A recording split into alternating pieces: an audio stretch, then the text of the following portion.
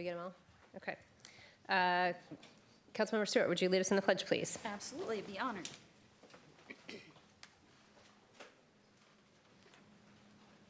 I pledge Allegiance to the flag of the United States of America and to the republic for which it stands, one nation, under God, indivisible, with liberty and justice for all. I entertain a motion to approve the agenda. So moved. Any discussion? Okay. All those in favor, say aye. Aye. Opposed? Aye. Okay.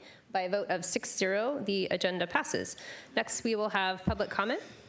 This is an opportunity for the public to address the council, 3-minute limit per person, or 5 minutes if representing the official position of a recognized community organization. If you would like to show a video or PowerPoint, it must be submitted or emailed by 5 p.m. at the end of business day to the city clerk, Melanie Anderson at manderson@sammamish.us. Please be aware that city council meetings are videotaped and are available to the public.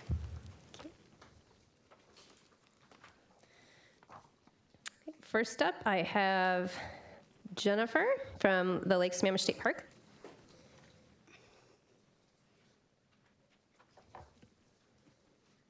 Hi, how are you? We did have a PowerPoint that I had emailed earlier.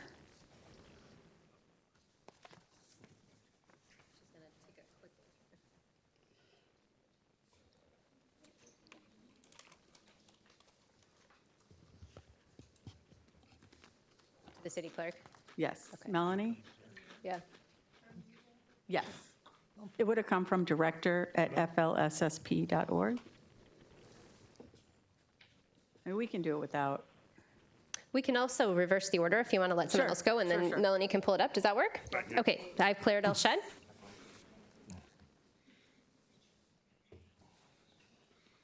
Claridel? Is Claridel here? Claridel, you're up. Oh. Okay, very good. Ramu, same thing, or would you? Okay, very good. Next, I have Steve Danzy.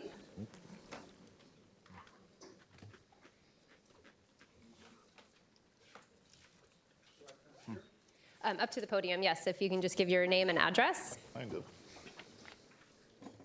Steve Danzy, 1757 244th Avenue Northeast, Sammamish. Madam Mayor, members of the council, and fellow citizens, I am here tonight to speak to the proclamation of June 2018 as LBGT Pride Month that hopefully you will issue later in this meeting. On behalf of myself, my husband, David, my congregation, Good Samaritan Episcopal Church, and the members of LGBT citizens here in Sammamish, I commend you and am grateful for considering this proclamation. Thomas Jefferson wrote, "The care of human life and happiness, and not their destruction, is the first and only object of good government." By issuing this proclamation, you will carry forward the spirit of Jefferson and our nation's founders who, although not perfect, came to understand that freedom and the inalienable rights of every human person are inextricably intertwined. Some would argue that this proclamation is just a piece of paper bearing some well-crafted sentences. I've read it, and it sounds really great, by the way. But for those of us who have been misunderstood, bullied, persecuted, denied basic human rights, thrown out of our churches, lost jobs, or considered persons of lesser value, it is significant. It says that we have been heard, and that we too, as persons equal under the law, deserve justice and protection under the law. Martin Luther King Jr. said, "Injustice anywhere is a threat to justice everywhere." As this proclamation indicates, we still have a lot of work to do. And not just on behalf of LGBT citizens, but for all people who long for life, liberty, and the pursuit of happiness. So I ask you to continue doing that work. And as you know, it's really hard work at times to be inclusive, to be welcoming. It's not easy. But now, more than ever, we need your voice and your leadership. Thank you. Thank you. Next, I have Karen Herring.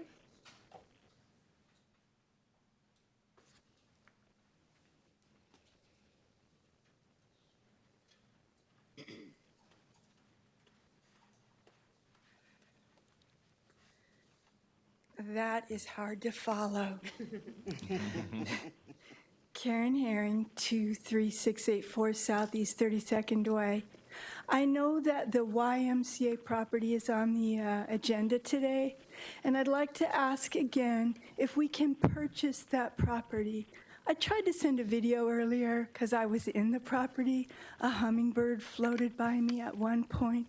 The birds were singing. The sun was out. The trees were fluttering in the breeze.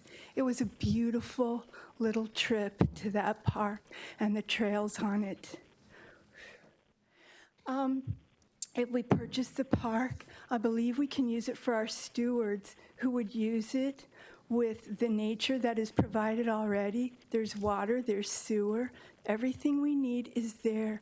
We can make it a passive use, a park for all of our citizens, and the stewards can probably steward it. I would go water it once a week or twice a week or whatever you need, and it's just a walk away. I will never bring a car into that park. So I'd like to ask for that. While I was walking in there, David Bowie sang to me, he said, "You can be a hero. You all can be heroes. Give us that park." Thank you. Thank you. Next, I have Mary Wichter.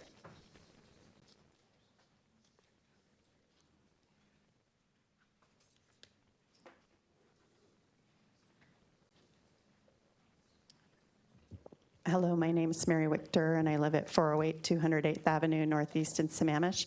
I wanted to speak on two consent agenda items tonight. I don't have any problems with the agendas at all, but I'm just thinking it could be made to work better. The first one is Agenda 6. It's on the cattail mowing of the stormwater ponds. So I had emailed Sharon Steinbest for the stormwater stewards and let her know it was on there, and we exchanged a few emails. And the first thing I learned is there are native cattails and there are non-native cattails. You want to get rid of the non-native ones. But I think if you're going to do, it's about $277,000 for 13 ponds. I think that it would be good if somebody could take a picture before and afterwards and maybe get that documented. And then if the native plants and the stormwater stewards and people that are in the habitat, if they could at least see that, we can learn about the process for what's getting done with the front. It's a communication, so I think Sharon will interact with city staff, but I just wanted to let you know that thought, and I'm thankful to Sharon for all the work that she does with the other people. The second one, I wanted to personally thank Lyman for already getting back to me, but I wanted to tell you anyway on agenda item 7. It's on the ditches and culverts down by the East Lake Sammamish Parkway, going from Englewood Hill Road down to roughly where the East Lake Sammamish Trail is. And I don't have any problem with that. I think it's a great thing to do.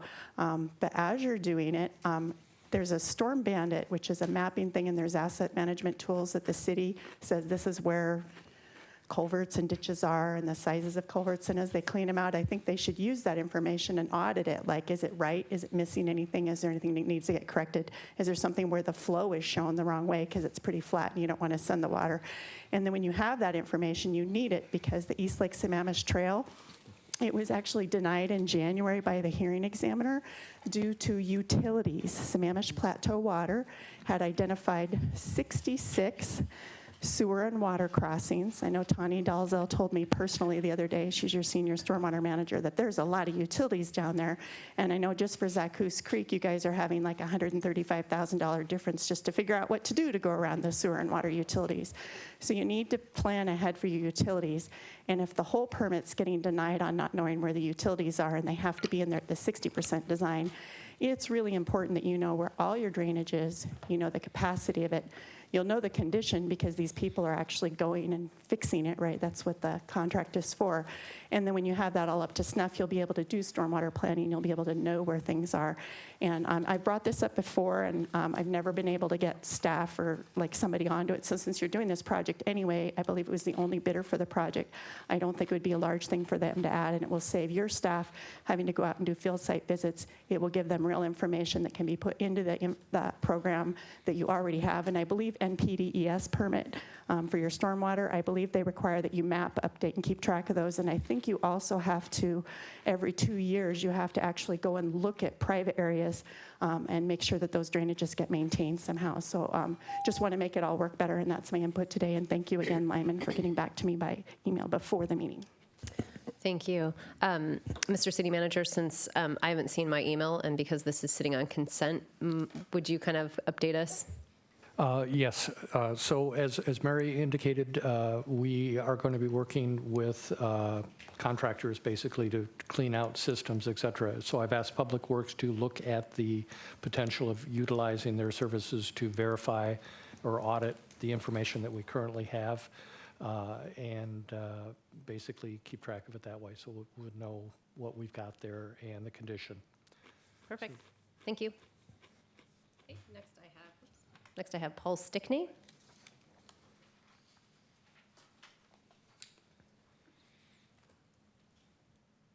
Going the wrong way. Oh, here it comes.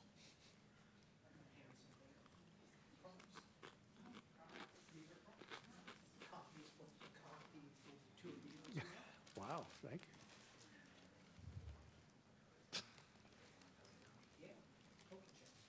Oh.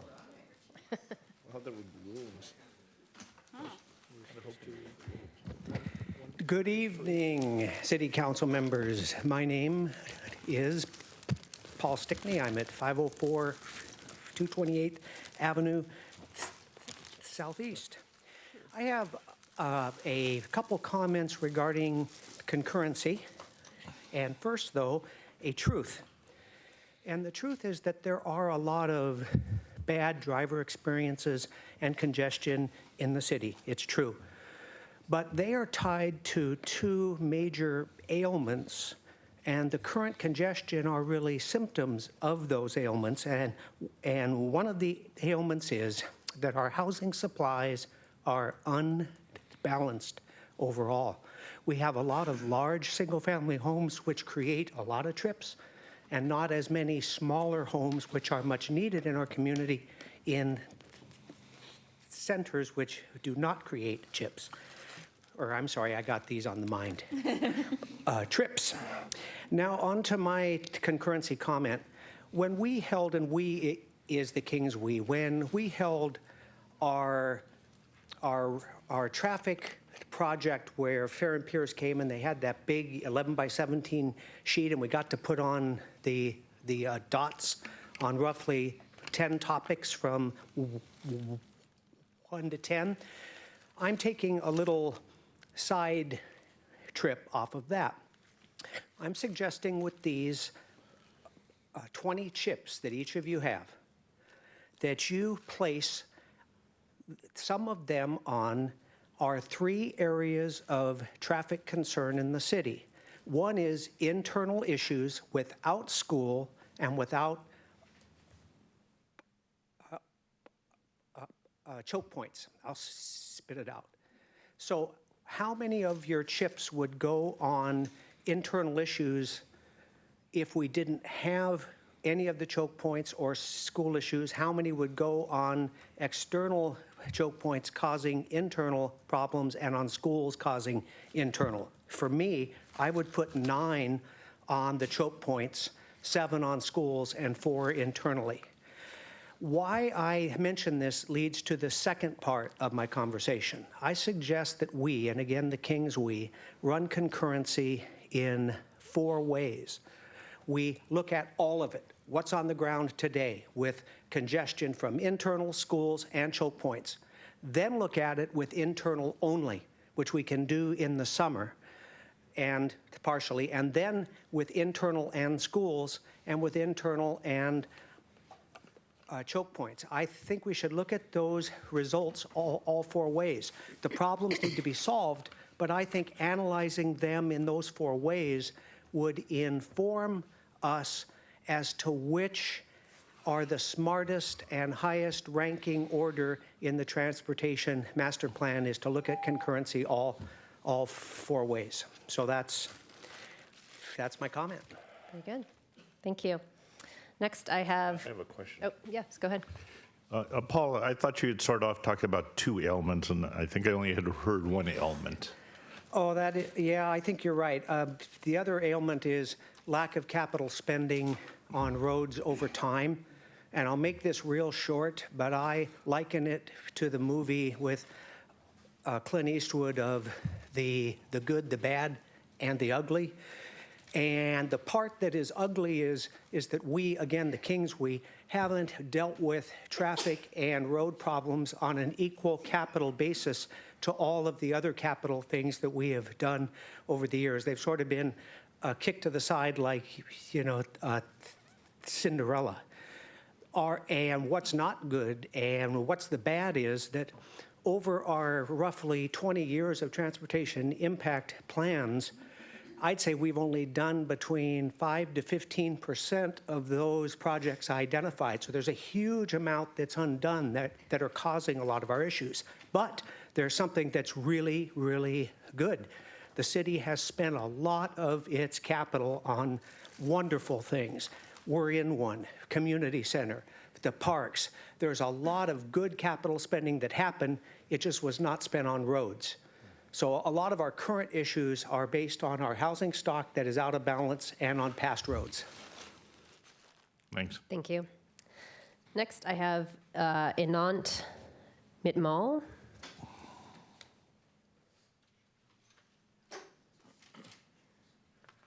Anant Mittal, 2611 260th Place Southeast. I've attended a number of city council meetings, and I've heard a lot of people talk about how long they have previously lived in Sammamish. But very few of them talk about how long they intend to live in Sammamish. When my wife and I bought our house here several years ago, we intended to retire here. So we intend to live here for a very long time. Sadly, since we started living here, we've seen the quality of life in Sammamish deteriorate.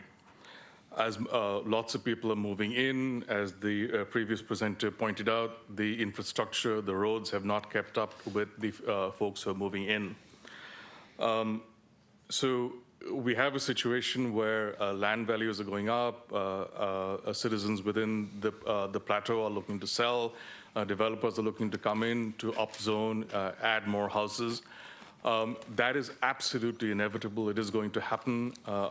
It's great that people who've lived here for a while can benefit from them living here, having built the city. At the same time, it is the city council's responsibility to make sure that we have the infrastructure, the roads, the schools, all that other stuff put into place to make sure that we don't become Seattle. So right now, as the previous presenter talked about, we have a lot more housing, a lot more people moving in, and no infrastructure to keep up with that. Sometimes I hear the city council say, oh, it's inevitable, we can't do anything about it, let's not deal with the problem, let's deal with it later. It's almost as if there is this hope that some magic thing will happen somewhere down the line and somehow our infrastructure problems will go away. Sadly, you are the folks who own this problem. You are the folks who need to address it. I also hear things from city staff like, oh, actually, the traffic is better. It's really hard to believe. So one of the challenges that the city council has and the city staff have is credibility is slipping. So it would be really wonderful to see the city council come back and say, here's a plan. We understand that our population is going to grow up. We understand that we need more infrastructure. This is how it's going to work. Look at ways to pay for it. Maybe our impact fees are too low. Maybe we need to increase them. But we have to have that infrastructure. I don't want to go live in Seattle. And I feel that we're going in that direction. Thank you. Councilor Valderrama. Quick question. You had mentioned you moved here several years ago. What year did you move to Sammamish? Does it matter? Sorry? Does it matter? Yes. Why? To try to understand what your point of reference is. So is your reference 2 years, 4 years, 10 years, 20 years? Let's say it's 10 years. What? Let's say it's 10 years. Again, how does it matter? That's a question for you. Tell me how it matters. Why the question? How does it matter? How does it matter? the frame I've of had reference some people matter? come to me, for example, recently, and they said they wanted to have the character of the city be as they had it in the 1980s. Well, there were Sattlers there. We had two-lane road. I didn't suggest that we No, want no, the 1980s. that's why What I'm trying to saying get is your frame of We have people reference. moving in. The amount of traffic is going up. That's The amount of correct. It's people is moved going up across the And there's whole- not enough action on the city council side to deal with it. So when you ask me, when did I move in, it doesn't matter. I want to live here 40 years. I hope I live that long. Well, again, I've gone through both the recession area here and seen traffic and housing decrease, and I've seen it going, and I just wanted to get that reference point as to where you are in that model. Again, I don't think it matters. Right now, we have a situation where the economy is booming. A lot more people are going to move in. We'll probably hit a recession, and the economy will do well. More people will move in. People are going to move in here because all the other surrounding areas are crowded. The population in the city going up is pretty much inevitable. That's correct. Would like to see a plan from the city council to deal with it. Absolutely. Not seeing it. Yeah. Thank you. Thank you. Thank you. Is there anyone else that would like to address the council this evening? Okay, please come forward. If you want to just kind of make a line behind the podium here, and you can just... Sorry, our first presenters, we forgot to circle back to you. I apologize. That's okay. I think they lost the PowerPoint, but we can do it without the PowerPoint. My name is Jennifer Dute. I'm the Executive Director of Friends of Lake Sammamish State Park, and we want to thank you so much for having us here tonight. We really appreciate your support. As you know, our group's purpose is to support, enhance, and promote Lake Sammamish State Park, and your ongoing support has really helped us grow and expand and really have some success. And so I just wanted to speak briefly onto what we've done in the last year or so. We've really continued to make enhancements to the park. We've installed and dedicated a native plant trail. We've partnered with Mountains to Sound Greenway on more than 6 restoration projects. We continue to coordinate and promote events in the park. We have 4 signature events, which continue to grow. This year, Parkadilly is a seafair event. We're going to have Blitz and a petting zoo, so we expect almost 4,000 people this year. And we continue to promote all the events in the park. And as you know, our group was instrumental in getting the playground. We raised more than $1 million for the all-access playground, and park attendance has increased 150% since the opening of the all-access playground. And just to continue with a couple more of our accomplishments, we have ongoing capital improvements in the park. And actually, Jim here had worked with Mark Mullet and got the $200,000 from the environmental impact study. He and the environmental impact study for a pre-design report to allow us to request future capital funding for projects exceeding $5 million. We have a new website which shows increased visitation and length of stay. We just finished a board retreat, and we're working with a strategic plan that's going to guide and focus our efforts. And our social media presence continues to grow so we can continue to promote events in the park. And as you all know, we had committed to increasing the public fundraising and decreasing the amount of percentage that grants are in our budget, and we've really successfully done that. In the beginning, in 2015, grants were about 80% of our budget, and now we are down to about 50% of our budget. So we've really tried to be diligent and be good stewards of the grant money that you're giving us. And we just want to close with, everybody knows how important tourism is to this area, and the park is one of the 6 most important tourist attractions in this area, and our group is really instrumental in advocating for all the capital improvements and marketing in the park, and we really are a catalyst. And we just want to thank you for making this all possible. The grant money that you guys give us enables us to have had more staffing this year. We have an operations manager now, and we've added hours, and all of that has really helped us be so successful. And This is Jim Barry, one of our founding board members. Hi, just a couple things. One, just kind of as a reference point, since the Friends Group has been formed, there's been about $10 million in capital projects done at the state park, that some of which definitely would not have been done if we hadn't been formed. And there's about $4 million that are all funded and are waiting on permits that are taking the primary two, the new docks on Sunset Beach, which will allow boaters to pull up and have a place to go to the bathroom on the south end of the lake, and totally redoing the picnic area behind the Sunset Beach, raising it up, putting irrigation so it'll stay green year-round, putting up a couple more picnic shelters and things like that are all funded. There were just having problems with getting the legislature to pass things in a timely manner and then getting them all permitted. So there's a lot going on and a lot more to come. But thank you for your continued support. Thank you.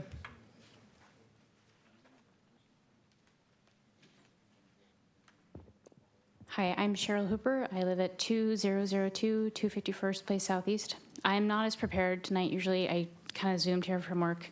I did hear that you guys are talking about the YMCA property tonight, and I just wanted to say that I'd prefer it to stay as it is, but if you're going to do something, I'd like the passive park area, which Jennifer Kim proposed last year. That benefits everybody in our community, children, seniors, everybody. So I think and I'd like to support that. And then also about the electric signs, I guess those, for me, I'm trying to figure out what they solve, what problem they solve. Is it that they need to be brighter because their current signs aren't working? It's somebody, I work in advertising, so somebody's trying to say, hey, I want more attention. I know, a lighted sign, that will bring more attention. So I guess I'm trying to figure out, is that really better for our community, or is that just drawing more attention and distraction? I'm just not really sure it's great for our community. So it feels to me like there's bigger questions on those. And they would only really benefit the owners of those signs, not our community. So that's it. All right, thanks. Thank you.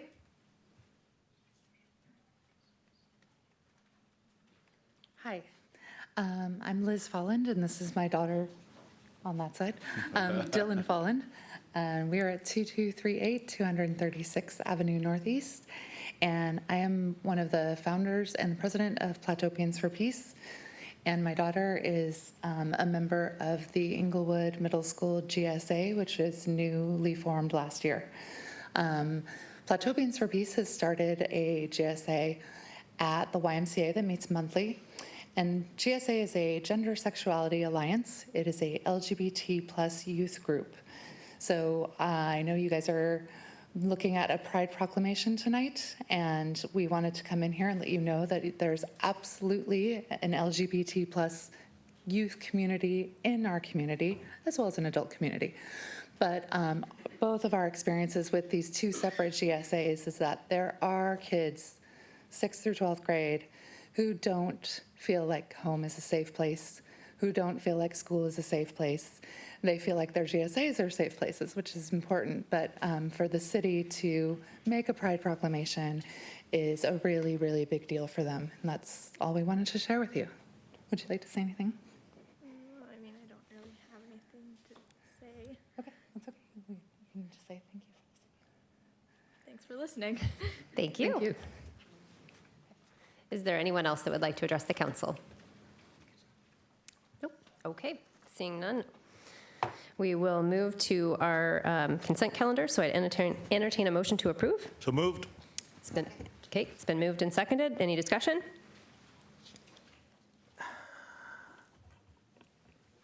Councilmember Ritchie? Yes, I'd like to pull the proclamation from the agenda, please. Okay. We'll pull that and we will put that under presentations and proclamations. So we'll make that item 11A, if that's okay. Thank you. Okay. Will that be wait, Pardon? at the end? Will that be all the way at the end? No, it's not the Oh, end, sorry. but it's under the presentations and proclamations, so it's kind of in the middle. Okay, so all those in favor of the consent calendar as amended, say aye. Aye. Opposed? Aye. Okay, by a vote of 7-0, the consent calendar as amended passes. Okay, next we'll move to presentations and proclamations.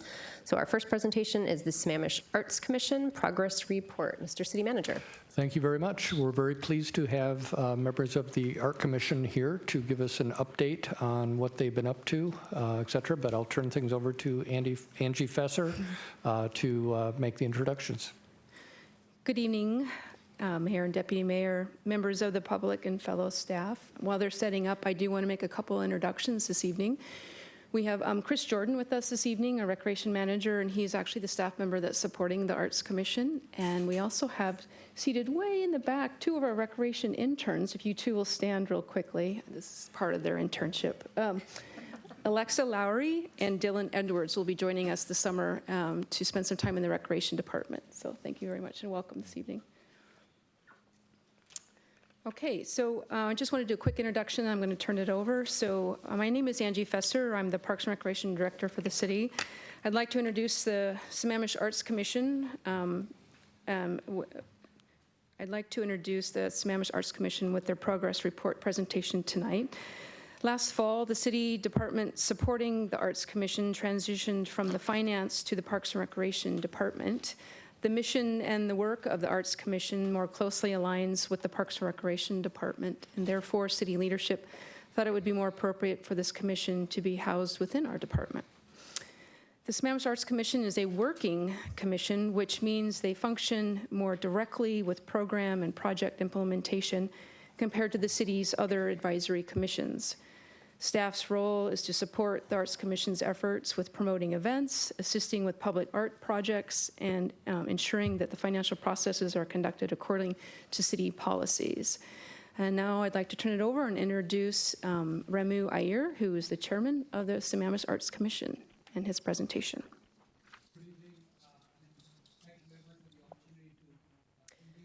Ramu, I don't think your microphone is on. If you can press that little button there, there we go. Got it. Okay. Thank you. Yeah. So thank you very much for the opportunity to present a progress update to the City Council this evening.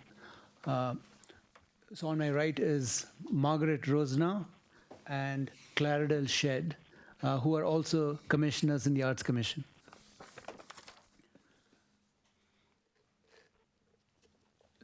So let me start this, which is a good segue to all the public comments we had this evening. We want to take a step back and have a pause moment and celebrate that we live in Sammamish, which is a rich and thriving multicultural community. And we are made up of people all over the world. And our current population, based on the 2017 census, is approximately 64,548 and counting. So as we become a blended group of multicultural individuals and groups, we are better together. And as Aristotle said, the whole is greater than the sum of the parts. And when we use our right brain and left brain together, we can solve the world's thorniest problems using the language of art. The reason I raise that is because today, the creative economy is worth $2.25 trillion, which is 3% of the world's economy. And it's the economy of arts, culture, dance, theater, and more. And that is in addition to technology, which is causing a tremendous transformation of how we exist in the world today. So we have an incredible opportunity here working with everyone in Sammamish to use and leverage the language of art and theater. And the cornerstones for those are 3 pillars. One is a sense of place, civic identity, and the unique character of the wonderful city. So that's really our mission, which is to integrate art and culture, and we use a number of guiding principles, such as building a better community, celebrating our diversity, creating unprecedented creative collisions so that we can collaborate across disciplines and leverage the intellectual and artistic talent of all the emerging artists in our community. We have a number of projects, and currently we have a a budget allocated for 2018, which is approximately $175,000, $175,750. We have about $50K in permanent art and $63,450 as our carry forward budget for 2018, which is also approved. The current commission has approximately 7 members. We have 3 vacancies, and we are currently in the process of recruiting additional members.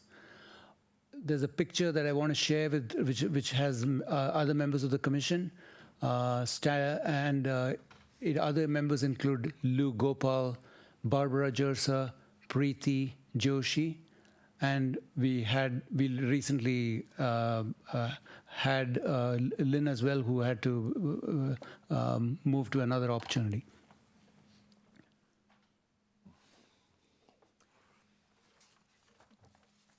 I've been here before. My name is Margaret Rosenau. I just want to let you know about our permanent art in the city. When I talk to people in the area, quite often people don't really know what we have. Now, last time I was here, which was last year, I told the committee, your council, that Redmond had like over 100 pieces, and other places had so many pieces, and other places had so many pieces. Well, we have 15. So we have a good start.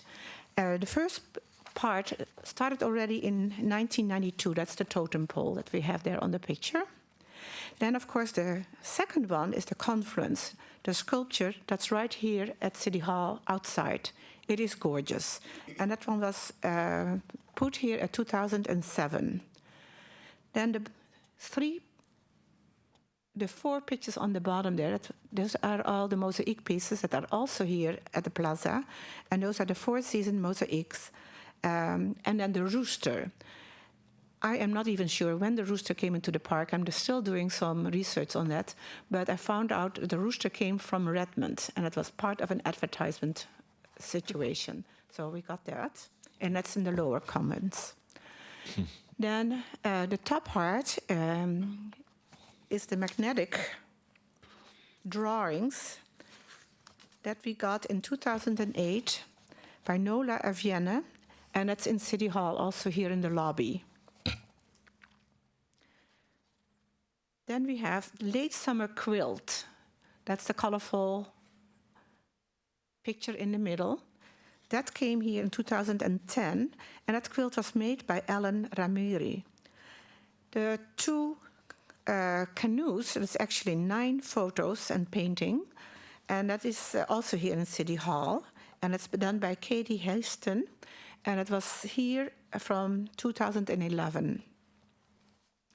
The black and white one on the left on the bottom, Shadows Falls, that's an original paper cut from Hannah Fiona, and it's in City Hall, but it's in the locked area because there's no room in the area where all the people can come. Then the lower community garden gates, that's a functional art, and it's done by Garth Edwards, and it's from 2015. And if you look at the comments, it is just gorgeous. There is the main gate and then the 2 side gates. And I hear so many good comments about it.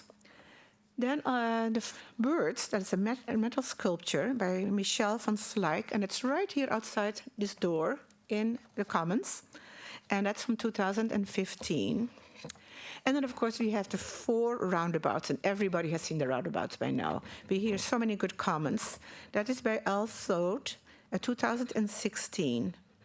And you'll see the different ones, and I'm sure you have seen them by now, all of them. And then the last one is the photo on the right top. That is by Mr. Singh. That one was taken at the 4th of July fireworks, and he hit it just the right moment. When he took the photograph, the city lights were still on, so you can see the people standing there, and the first fireworks is going off. Right after that, the lights went off, and you only saw the fireworks. And he actually donated that particular photo to City Hall. And it's also behind locked doors. People cannot really come and see that, but it is gorgeous. So in addition to these works of art, we also have art exhibits, which are really a series of exhibitions that rotate throughout the year. And we use the real estate in the City Hall to depict works of art from several talented artists, not only in Sammamish, but also in the surrounding areas of Seattle. So we focus on regional artists, and it is really meant to build community using the artist's language and traditions and to make creative human connections, because human connections are as important as non-human connections, given that we live in a technology-rich society. So it's really a conversation, and we are very lucky to have the city and For Culture as our sustained sponsors. So last year we had a slash and burn exhibit, which is really very sort of emblematic of the times we live in, where based on slash and burn agricultural practices, you can actually discover that even within devastation, there are seeds of transformation.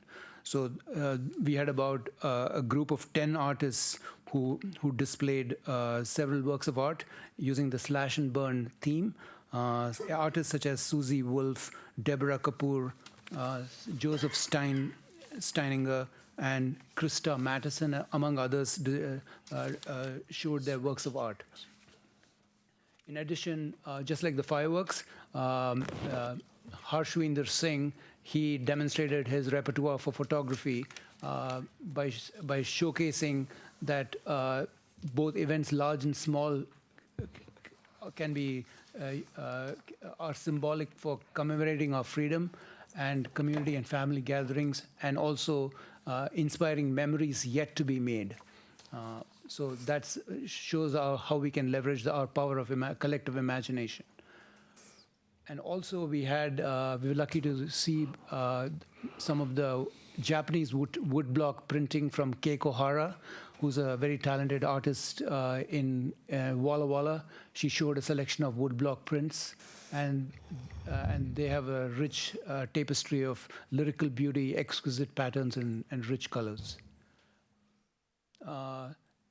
Towards the end of, in fall in 2017, we had a rendition of Bollywood Dance, which is a multicultural event from northern India.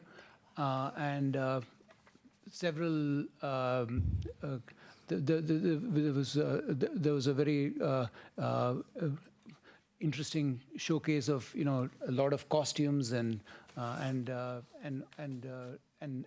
it was very pleasing to see all the youngsters enjoying the Bollywood tunes.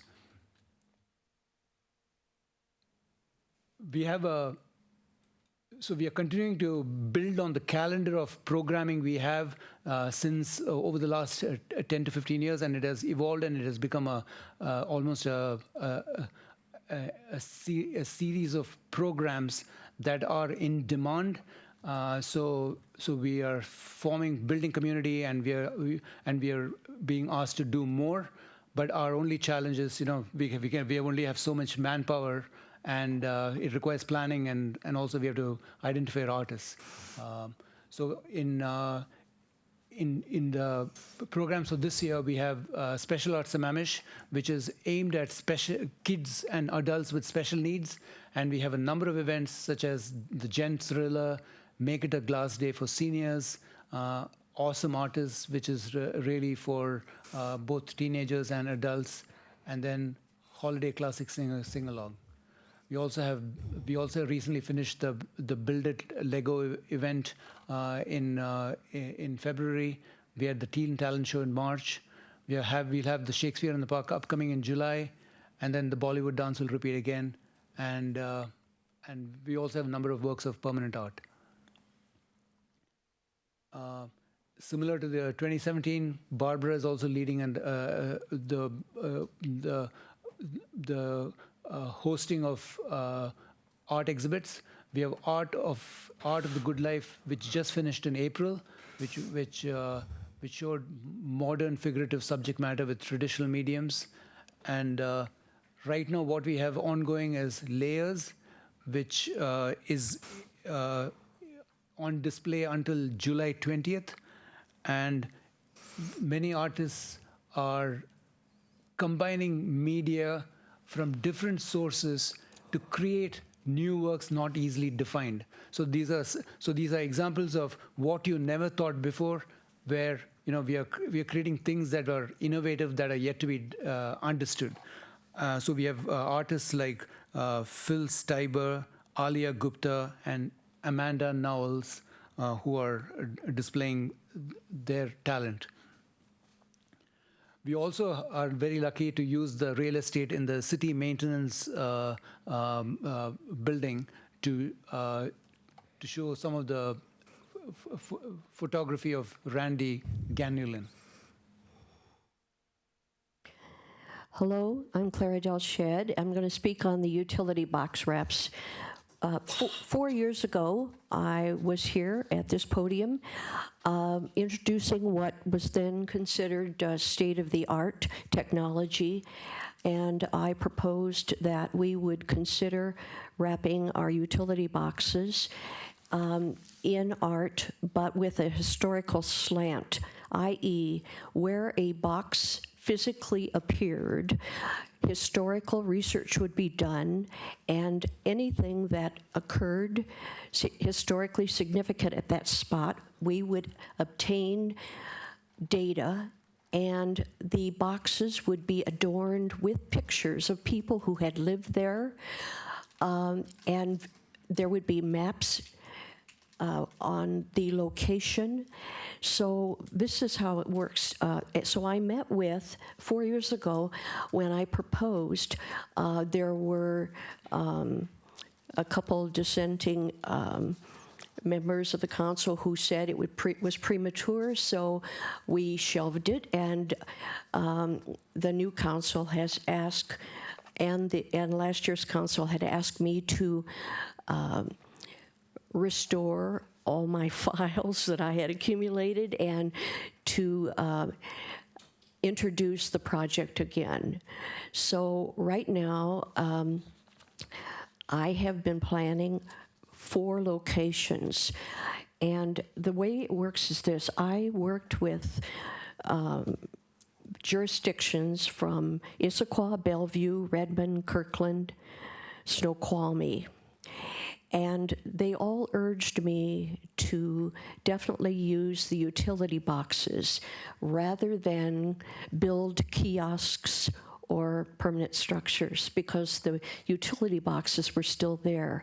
And the one point that they emphasized to me in all these jurisdictions was, be sure that the council looks at this proposal as art, not as a utility box. In other words, this is an Arts Commission project. It is not a public works project. So from my perspective and from my presentation perspective, let's not think about a box being covered. Let's think about art of historical significance being given to the city. Actually, a new product has come in the last 4 years. So what was premature 4 years ago, now we have a superior product. For instance, in Bellevue, the boxes were wrapped with vinyl, and there is a new product that has been introduced by DuPont called Tedlar, which is impervious. The UV is very, very high on it, and I included in the packet properties of that product. May I go back to the last one? I'm speaking as fast as I can here. In conjunction with the research that I've had to do, King County Archives, Puget Sound Archives, Sammamish Heritage Society, Redmond Historical, the City of Kirkland, Issaquah History Museum. To let you know where I'm coming from through all this, I'm a member of the Sammamish Heritage Society and have been for years. I'm an arts commissioner, and my husband and I were very active in mapping Sammamish, which was hundreds of hours, mapping Sammamish to declare sites that were historically eligible for landmarking. And we submitted that list of dwellings 2 years ago to the city so that they could be alerted that there were buildings out there that were eligible for landmarking. Also, I'm a website designer and a graphics designer, and in order to contact all these people and get all this information, I had to talk to the great-grandchildren of the people who were here. I set up a tree called Sammamish Tree in Ancestry.com. I have 2,400 people already on that profile, on that tree, profile pages. So it gives you some element of the vastness of this project. The way it works is Traffic Reps, who is the supplier, they come out and they measure the box. They give me the measurements. I go, as the first one showed. Would you take me back to the first one, please? First one showed. I measure the box in Photoshop. All of my graphics have to be originals. Everything has to be at least 600 DPI because I have to worry about the clarity of that image. So I have to get originals, so I have to talk to the families. I've been very sensitive to the people represented on these boxes. In this particular site, this will be at Lewis Thompson Road and East Lake Sammamish Parkway. I have had conversations with 7 of the tribal members, although, as you probably know, 5 or 6 tribes were represented in the early days of Sammamish. I've talked to the chairwoman, the chief, and a number of the Snoqualmie tribe. So this is all with their permission, and they have pictures of what is proposed.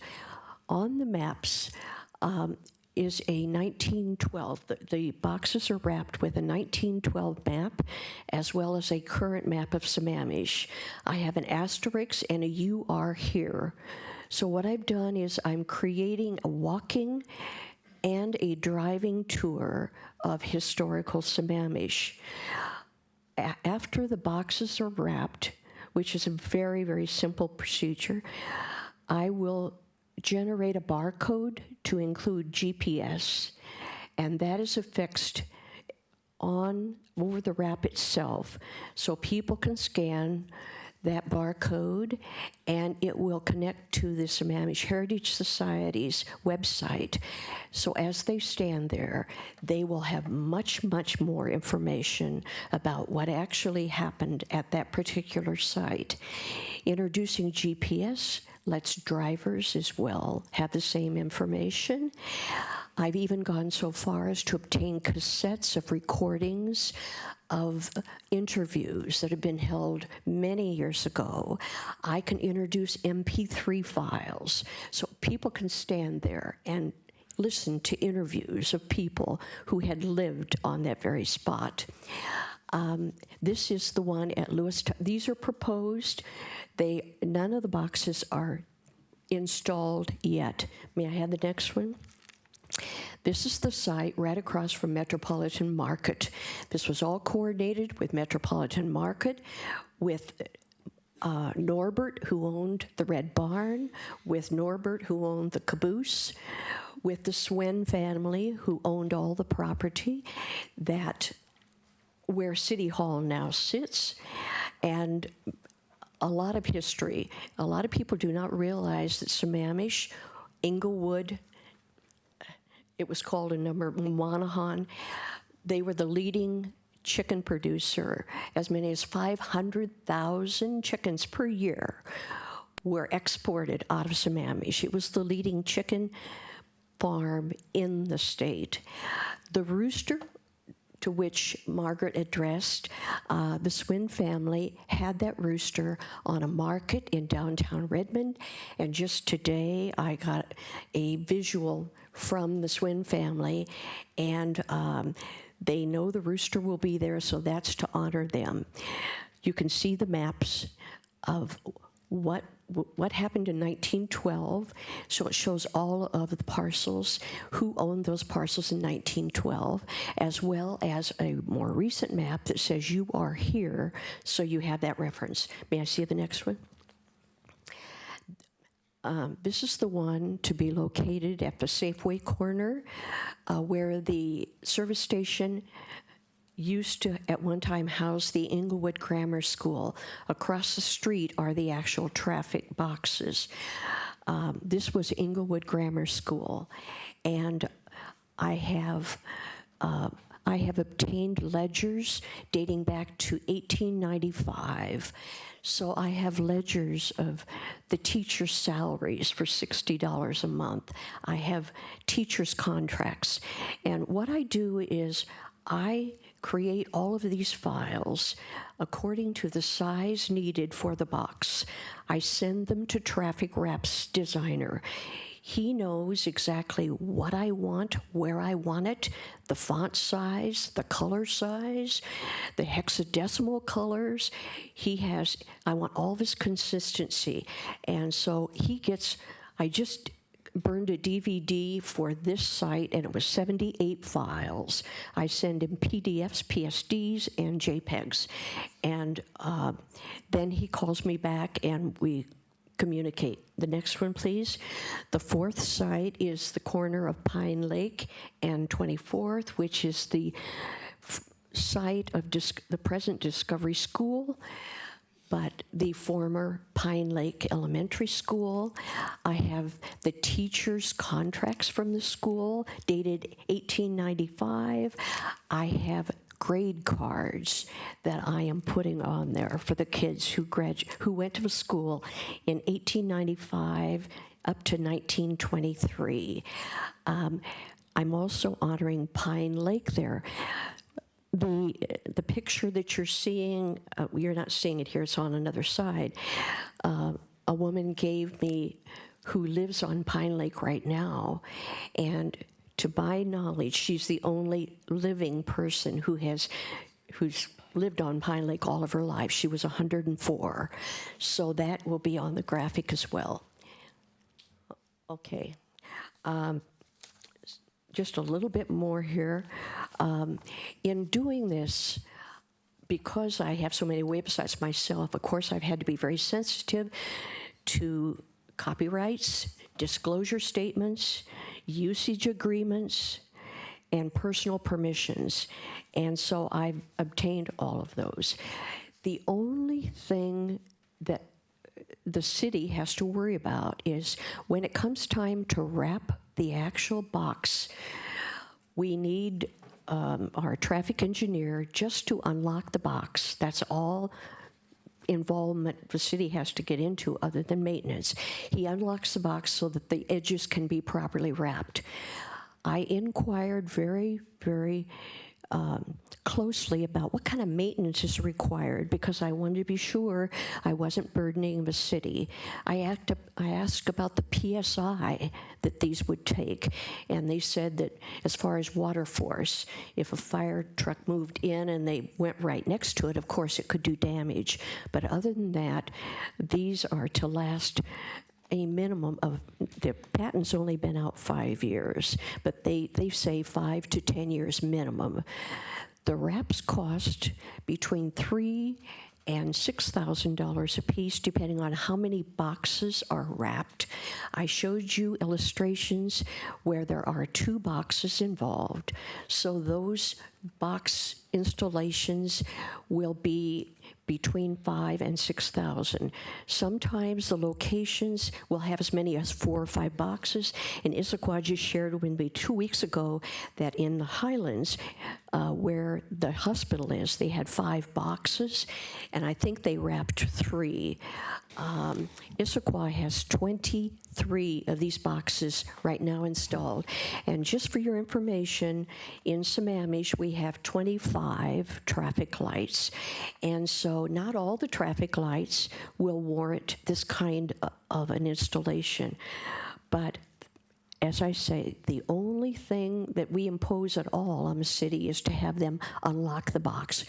And once a year, there is a product that the company, and you have the slides, City Council, showing the properties. It's a liquid that the company has, and they just do a wipe off of the installation.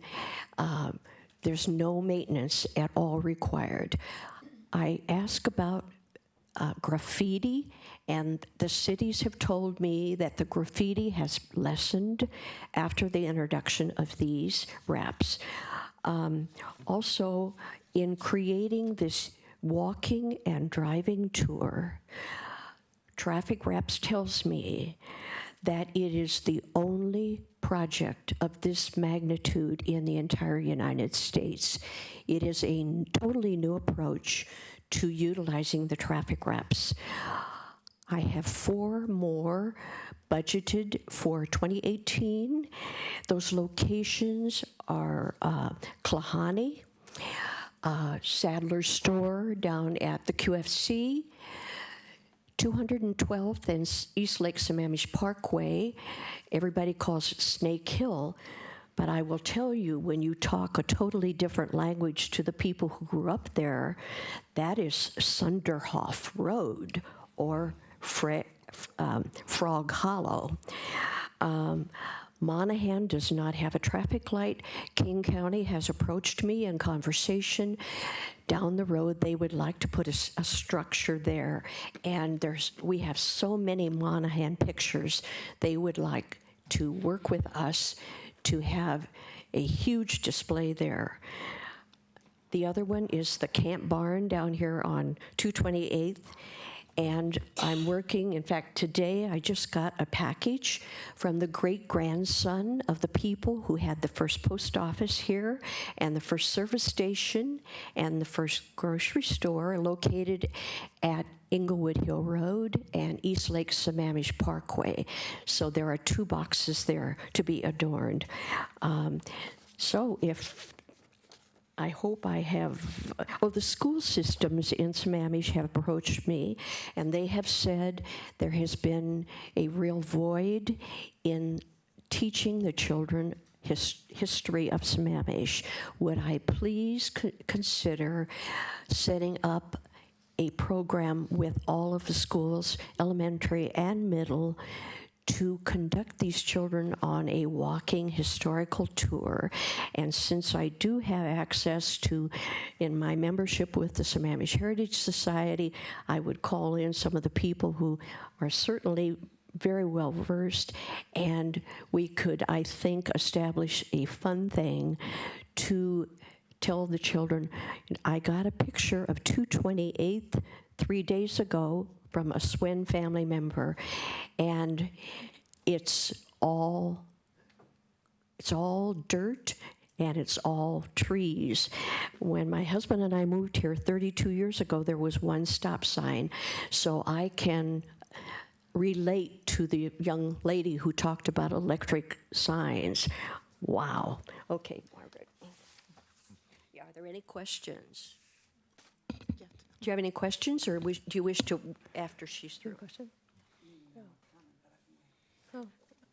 Claridel, I do have one question. And you said the budget was $41,747. Is that for phase 1 or all the phases? 21 is for the first phase. 21 or 41?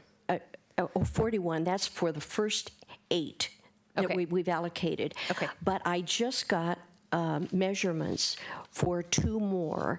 So that is why it says 10 on the slide. It may not say it on your slide, but I just got the measurements for 2 more. So if, in fact, we do a total of 10 in 2018, then we'll have to come up with the budget somewhere for 2 more boxes potentially. But right now, we have paid for the first 4, and we have money allocated for the next 4 for the remainder of 2018. So that is 8, a total of 8. And I'm saying that I have the measurements for 2 more, which would mean I'd have to crowd in 2 more boxes in 2018 for a total of 10 boxes. Gotcha. They look great. Councilmember Valderrama. You know, First of all, I've been a fan of this 4 years ago when it was first brought forward. I thought we were going to be the innovators, and now we're following up. However, there are a lot of innovation techniques that you'd brought into this, both on the historical side as far as the Q codes and those that are still pretty unique in the way that you're building it. Just out of curiosity, I don't know if I missed or not, how long are these boxes expected to last for each site? Well, with as the I new said, material? the patent has only been applied for 5 years, and so they are saying they think a minimum of 10 years. They hold the final files. So if there's a traffic accident, as a for instance, they have the file for replacement. They are very optimistic about them exceeding 10 years. How does that compare with the And vinyl, the vinyl wraps, Yeah, which exactly. have proven to be inferior to the Tedlar product. The vinyl wraps have been out, well, I had Bellevue come out and talk to us 4 years ago, and those had been installed a couple years. So those vinyl wraps have been 6 years already, and they haven't detected any discoloration or lack of intensity of their color in that 6-year period on vinyl. And this Tedlar is definitely superior. Okay, thank you. Well, we're going to completely switch gears. This is going to be an art sculpture. The previous council allowed us to have a budget of $50,000 for our art project. The previous council has seen this particular photo before. I do not have a small statue to show you. This is going to be made by several artists from different media. We're going to use granite slabs, and then we sandblast designs in it, and then we have stainless steel additions to it. And the granite slabs will be overlaying, and it will be three-dimensional.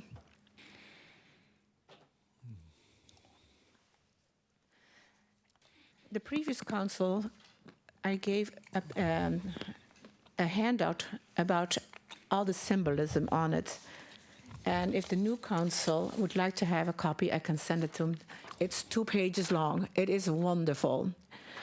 Lynn Gerritsen wrote this all up, and it actually goes on the 4 topics that's on this design: tenacity, collaboration, commitment, and unity. And because of time limits, I will not go into the details of that. But really, it's going to be a wonderful item. It's going to be about 10 to 12 feet tall, but it will have a base. When I talked to the council beforehand, go to the next slide for a minute, we were talking about the location of this particular project, and we were thinking at that time it was going to be on the triangle of Inglewood Hill Road and East Lake Sammamish Parkway. And we measured, and there was all this stuff underneath with the utilities and so, but we found out there was a spot we could put it. That's when we decided with all the symbolism of the whole city of Sammamish. If we had done it in a park, we would have had different topics, different symbolism. But this was the symbolism for the whole city, and we thought it would be a perfect spot. Well, it found out we did not have the breakaway issue, so we could not put it there. So then the next location is going to be on the new proposed roundabout of 225th and Southeast 4th. If you look at the right side of the map, that's where Metropolitan Market is. So you've seen all the construction going on right now at that particular spot. The Southeast 4th will have 4 roundabouts.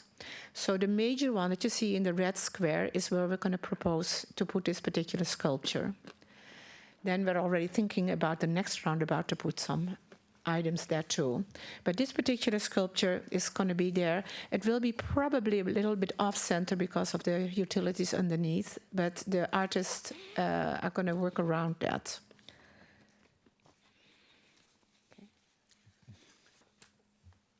So the other event that the Arts Commission also sponsors is the Sammamish Arts Fair.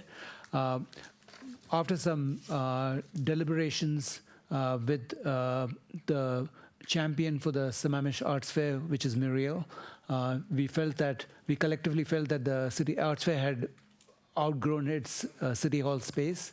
So as a result, we decided to take a pause moment and rethink how we wanted to create that co-create that experience to showcase the talent in the artistic talent in Sammamish.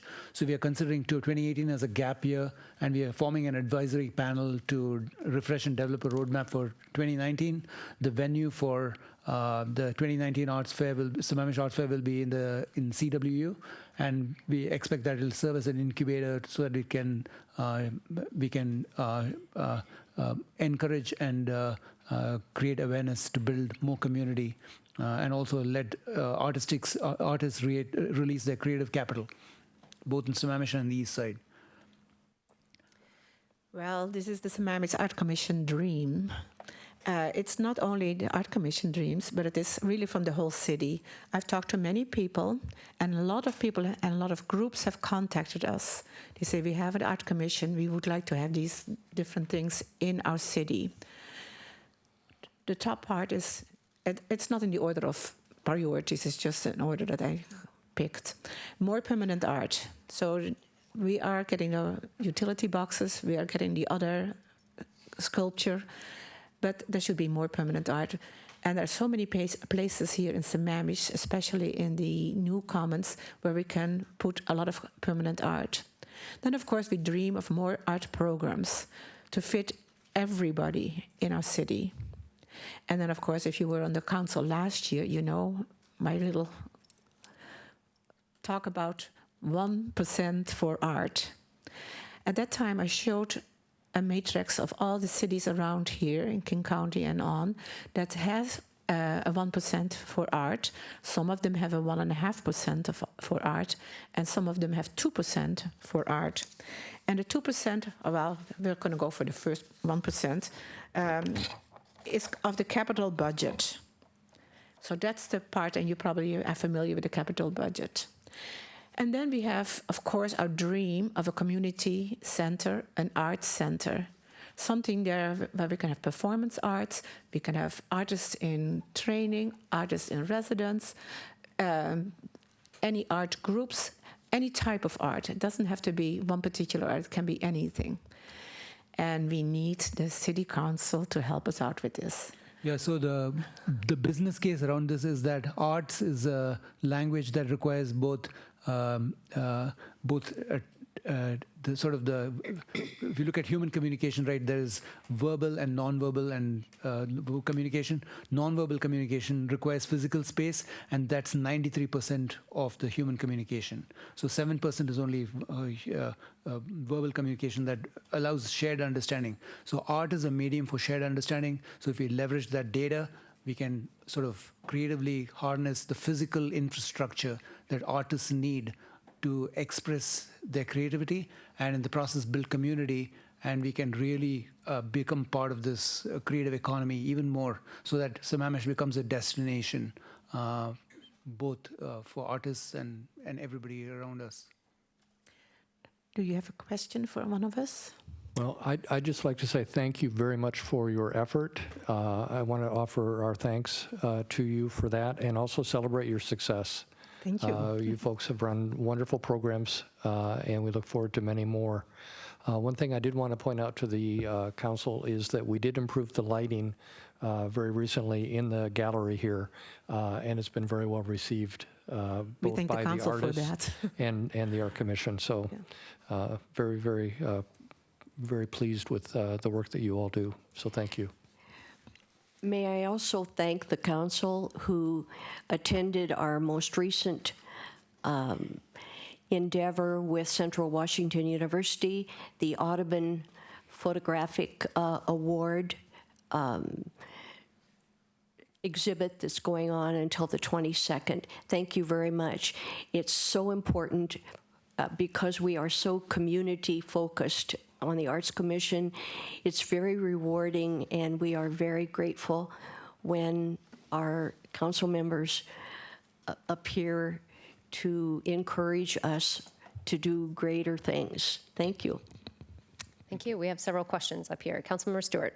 Yeah, so thank you for this. This is great. I live with two artists at home, so I have a definite appreciation. They are musical artists, but still artists nonetheless. Just curious, based on one of our folks who came and talked about the state park, they talked about fundraising, and so what kind of fundraising do you guys do, and how much do you raise in terms of donations towards some of the art, just to help kind of educate me and some of the other folks in the public? At the moment, we're not doing any fundraising. We are so busy with getting all the other programs going. Previously, we were told that we could not do fundraising because we're not a nonprofit organization. We're part of the city. Right. So there are all these problems. I see. We are spending at the moment about $1 per person on our art and art programs and everything per year. And that's why the 1% for art would be fantastic. If we did have the 1% for art, we would be able to hire somebody that would really do everything. We love our help and our support from the park department. It's been great. But if we had the 1%, we could have more than that. We are, as Angie said, a working group. There's only so much we can do. We are a small group, and that's why I think we need the help of the council. If they can find somebody to really full-time do our art programs and our art community support, whatever, that would be great. You also, given the amount of wealth in the region, there's certainly an opportunity to bring all the right people so that we can become a bridge builder to integrate artists, capital, and entrepreneurship. This is just a personal comment. The vice president of Traffic Reps called me last week, and he said, Claredel, your efforts in these designs are so phenomenal that no city could ever afford you. Well, thank you again for all your work. I really appreciate it. And she has overtime. She works at midnight still on some of the programs. Councilmember Ross. Yeah, a big shout out to the Arts Commission, a real good report, and a special recognition to Claredel Shed. She hit on it just a moment ago. It's unbelievable the amount of hours that she has spent. It's not just hours that generated the result. It's her tenacity, her skills, and thinking of everything as described, licenses and so on. If you did this and outsourced it, we couldn't afford it. We really couldn't. The council would have a real tough decision. But what Claredel has done, in my mind, is made it a very easy decision. Thank you, Claredel. Councilmember Valderrama. Just echoing the great work that you have done, it's even more admirable given that you're almost half the commission down on members that you've had there, and particularly the loss of Lynn Garrison was a tremendous loss to our city. So a special recognition for all that you've done in going forward, pulling it together. Hopefully here shortly you will have those 3 new commissioners be joining you and we'll be able to march forward. I also wanted to bring attention to what you've raised indirectly is the partnership with Central Washington University. As you had talked about the Audubon photography, they had the Chinese New Year, you're doing the arts fair over there, and it's good to see that they also have been stepping up as a partner with our city here and working with you, Parks Department. And so that was the vision when we were talking about them and the facility space. So I'm glad to see that coming and being fulfilled and you guys working so closely with them. Thank you. Thank you. Deputy Mayor Moran. Well, I kind of just wanted to repeat what everybody was saying with the huge accolades. Great presentation, super job you guys are doing. And not only on the wrap boxes, because we see the hours that you've just put in on the presentation and what you're doing right now, but the hours that have been going in on the last projects and the people who have worked on those. So excellent job. And we couldn't do it without, you guys doing all that work for us and for nothing. So I'll be the last to comment here unless somebody else pushes their button here. So I think it's important to recognize that this commission, like all of our commissions, is 100% volunteer. And so the hours that you all dedicate to art and the commission is just simply out of the love of community and art. And so I can't thank you all enough for your time and energy. It was a great presentation. One thing I had discussed previously in a meeting at one point was the hope of a more robust public process with regards to the arts, because I think the more you engage the community, the better. And so one tool you may consider using in the future is our virtual town hall, which will allow you to kind of gauge the community's interest, maybe on the placement or the type of project that you do. So that may be something just to consider in the future. I have an answer for that also. For the granite sculpture, on the end, when everybody knows about all the symbolism on it, we're going to have a contest, a naming contest of the sculpture. So that will be kind of a fun community project and get together. Good. And Claredel, thank you for your work on the wraps. I know that was a long presentation that we got on it, but I know it's just a very, very small portion of all the work that you put in for those wraps. And I think when I first heard art wraps, all I can think of was the really brightly colored wraps that Issaquah has. And these are really phenomenal. I think it really does a service to our citizens, present and future, I wanted on our them, past. what I did was I sat on the corner of every intersection because I wanted to gauge what did I want that vehicular traffic to see, what did I want to put on the pedestrian side. All of those were in consideration. The one thing, if you permit me, since I would like, if anyone in our area has any vintage photographs, I would love to be the recipient of a loan of those photos and for consideration in some of our wraps. We really need input of original photos. I just need a photo, and then I can scan it at 1200 or 2400 and end up with a usable file. So I would like to make that request. You can contact me at my email address through the Arts Commission City Hall. Okay. Great. Yes, Councilmember Stewart. Oh, whoops, sorry. I have one more over here. Councilmember Valderrama. I saw the lights. That's quicker to the trigger.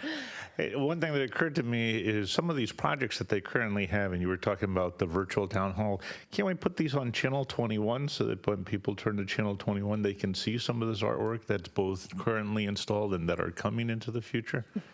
You keep raising your finger. Yeah, I am in a project right now. I'm doing all the background information of each permanent art project, and I have already a book this big, and it's not finished. And as soon as we get enough to get it on a website where you can go to a sculpture, you click on the sculpture, you click on the artist, you click on when it was built, and all the background, some of the newspaper articles. So I like to do that on a website. And I just talked to Chris and see if he can help me to get some of the information going. It's a long process, but I'm starting it already. I think a video might be another art project. So Yes. we'll put that on the list. Yeah, right. If we have another artist that can do the video, that would be fantastic. Councilmember Stewart. Yeah, I was going to ask if we could engage in terms of, you have a request for photos and things, if there are ways we can include that in either our newsletter that goes out in the mail. Specifically, if we're looking for vintage, we may be hitting a population that may not be online as much. So if we could get maybe an ask in there with a way to contact the Arts Commission, that may be a way to help spread the word on that as well. So maybe we could look to adding that to our next mailer. I agree.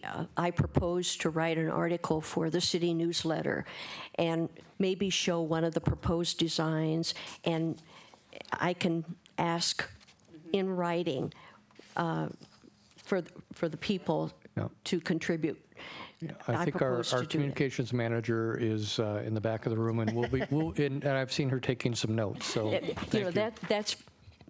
Thank you for that reminder. I intend to do that. Thank you. Thank you all. Appreciate the presentation. Okay, We're going to move to our next agenda item, which is a presentation on the innovative traffic data and updated AM traffic model results. Mr. City Manager. Thank you. We have our, Cheryl Paston, our Deputy Public Works Director, and Kendra Breland from Fair and Pierce, our consultant on this project. As you recall, we were charged by the council on the last regular meeting in June, I think it was June 5th, to look at an 8 to 9 a.m.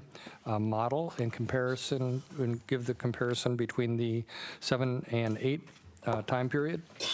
The report out today does not include embedding of the some of the other questions and statements that were made or conclusions that were drawn by council at that meeting. So we will be doing that at a later date. And I'll just turn things over to Cheryl and Kendra.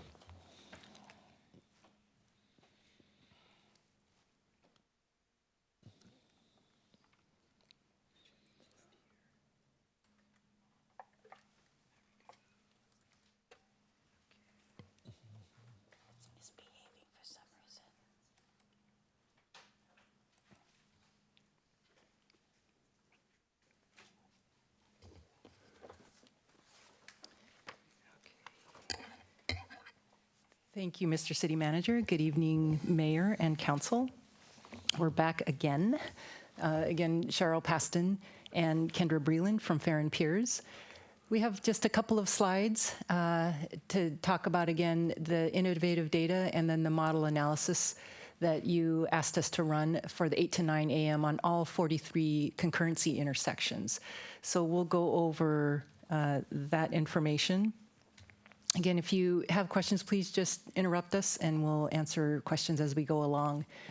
So tonight we just want to give you a little bit of a background and some information on the INRIX data and the drone footage that we collected in May. It was late May. And then we will go over the 8 to 9 a.m. peak hour intersection LOS results. And then the next steps is just the schedule that you've been seeing for the last 3 months or so. Just as a reminder, this Thursday we do have a hearing with the Planning Commission, both on the comprehensive plan amendments and the code updates. So with that, I'll hand it over to Kendra. Okay, good evening. So I'm going to talk a little bit about the innovative data that Council asked staff to purchase. As you know, staff has purchased INRIX data for ongoing system monitoring. And I think many of the council members are pretty familiar with kind of the sorts of data that INRIX provides, but it does allow us to monitor hotspots, identify trends. It allows us to proactively look for where needed improvements are in place. And an advantage of INRIX data is that you can look at data at any time of day that you're interested in over the time period that the city has data. And I think the city has data over about roughly a 2-year time span currently. So, if we want to look at a Tuesday morning in one direction on a key roadway, we have the ability to query that sort of information and produce reports and look at, kind of how do traffic flows change over the course of the day or seasonally within the city. Just wanted to kind of show a quick little map here. These are actually, as of 2017, these are where segments of INRIX data were available within the city. So you can see that the coverage, it includes most of your primary arterial type facilities. It's certainly not inclusive of every facility in the city. And you can see on the slide the types of statistics that are available, speed, of course, being a very interesting one here. And I maybe see questions? I have more of a comment or just a recognition of the limitations of INRIX after an issue occurred last week. The issue occurred with some paving on Northeast 8th, so this would be just to the east of where Safeway is. They kind of extended beyond the time they were supposed to be paving, and they caused a massive traffic backup. In fact, people started going out onto social media and posting pictures of it.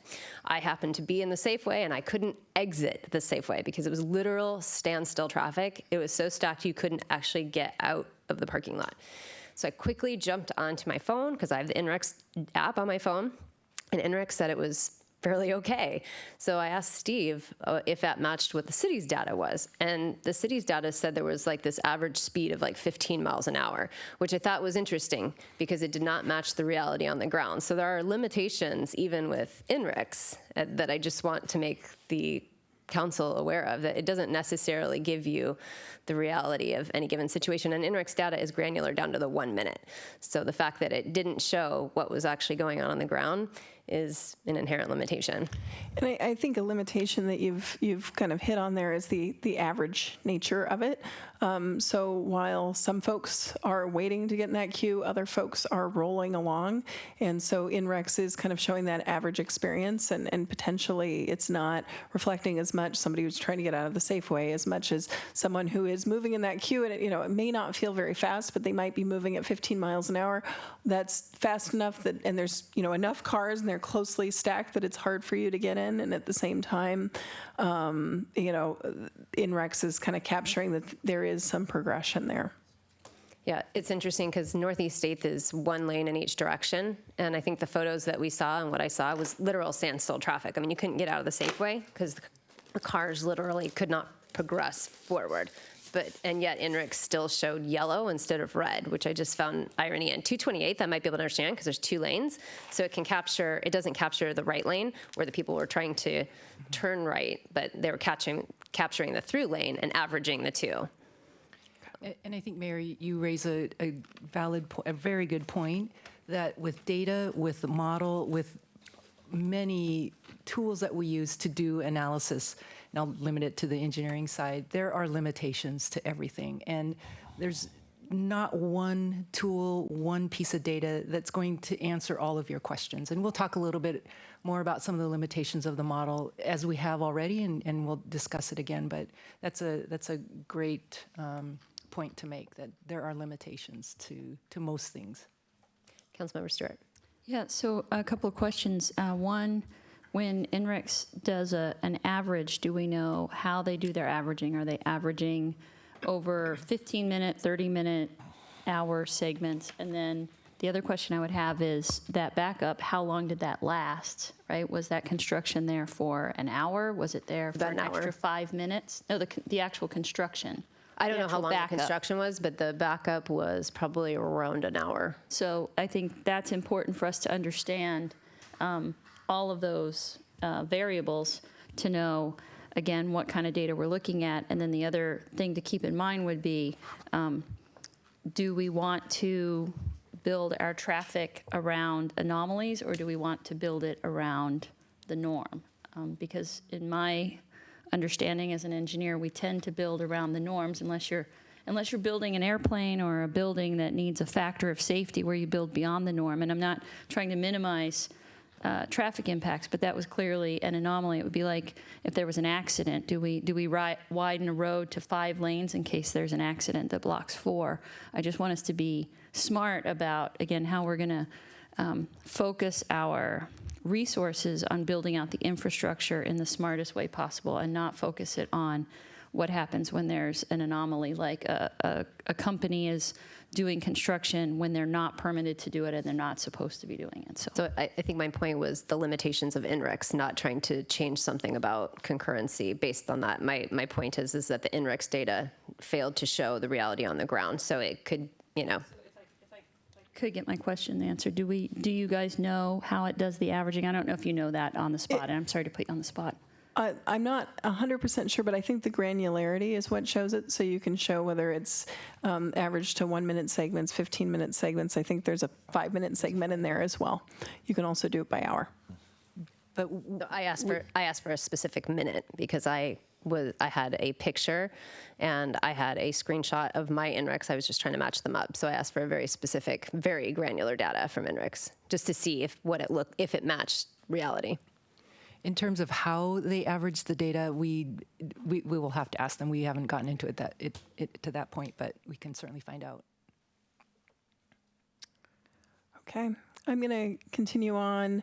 Drone footage. This was another thing that we shared with council that just given some of the intersections that have been discussed for different purposes, we, over the course of this kind of work, we actually hired a drone vendor to go out and get some footage. And so you can see on the screen the intersections and the specific times that we went. You'll notice that some of the times aren't as long as we would have liked them to be. There were some technical data difficulties with the drone data, but we thought that it was actually a really interesting tool to get out there and show kind of, really what is going on at these intersections from the perspective of being a tool to explain transportation concepts with the community. We think it was a really effective tool for that. It also did kind of highlight and generally confirm our expectations from the traffic model. So a few takeaways though on drone data, and I'd be glad to pull up some footage if council is interested. First of all, drone footage, it's neat because it does observe actual behavior. So that's really neat. On the other hand, it is very expensive to collect. And as we mentioned, there were some technical difficulties related to battery life, shadows from many of the trees that are in this community. Weather can be an issue. And drone footage, we think, kind of our finishing kind of observation is that it's useful for selective purposes. It's probably not something you'd be routinely collecting, but to the extent that you're doing a major corridor study and you really want to understand some of those major challenges for ingress, egress, where are their bottlenecks, where are their choke points, it could be a very useful tool for that. If you like, we could bring up a few minutes of the drone video if you'd like to watch that, or we could send you a link. Either way, what's the council's desire? Sure. Why don't we watch it? Okay. We went to a lot of effort to get it, so let's watch it.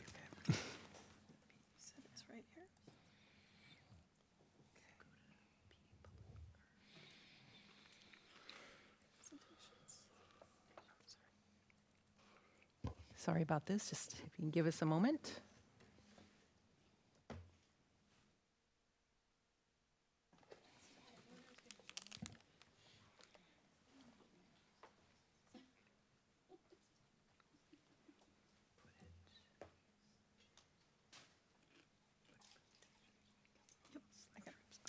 Okay, super.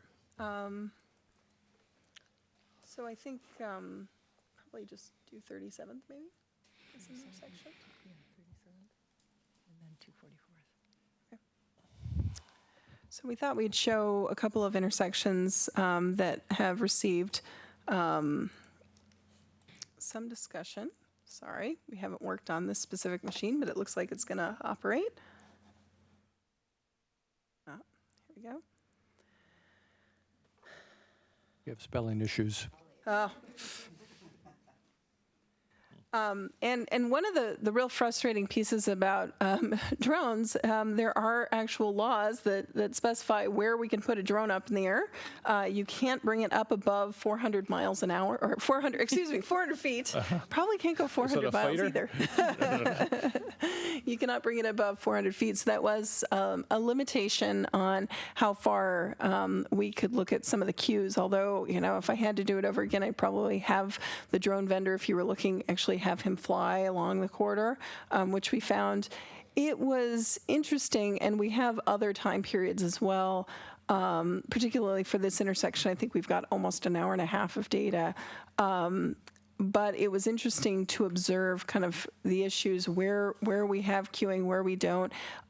Even though we do have pretty lengthy queues coming out of 37th, we observed that while the queues get long, they do actually flush through in every cycle.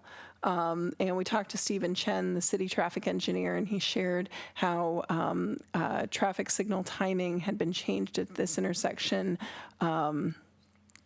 to improve conditions for Sahali Way, essentially to favor kind of the north-south traffic over the side street there.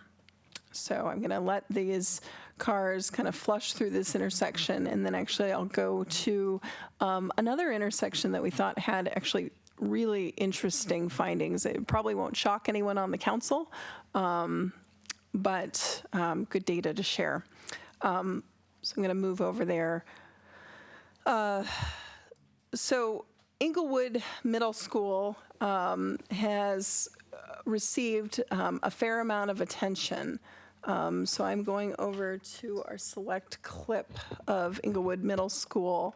And I wanted to show the time right before school starts. So at 7:35 in the morning, Inglewood Middle School starts. At 7:40, of course, is their start time. And it echoes really what we have heard from the community. Standing queues. The queues from 242nd, which is the entrance to Inglewood Middle School, and that's kind of, you can kind of see it's halfway down the screen there. A lot of trees kind of blocking the way, but you can see the cars are strongly queued. It does back into the roundabout, and in some cases we did see the roundabout get locked up. What's interesting to watch in this is if you think about widening the roundabout at Northeast 8th and 244th, that actually wouldn't do anything. It's really the bottleneck at Inglewood Middle School that's causing the problems. But as you can see now, we are about a minute in, so we're now at 7:36, so 4 minutes before school starts, and you really do see that this intersection really starts to clear out. So, kind of the findings in watching the drones is that we have about a half an hour of pretty severe congestion along this corridor in the morning.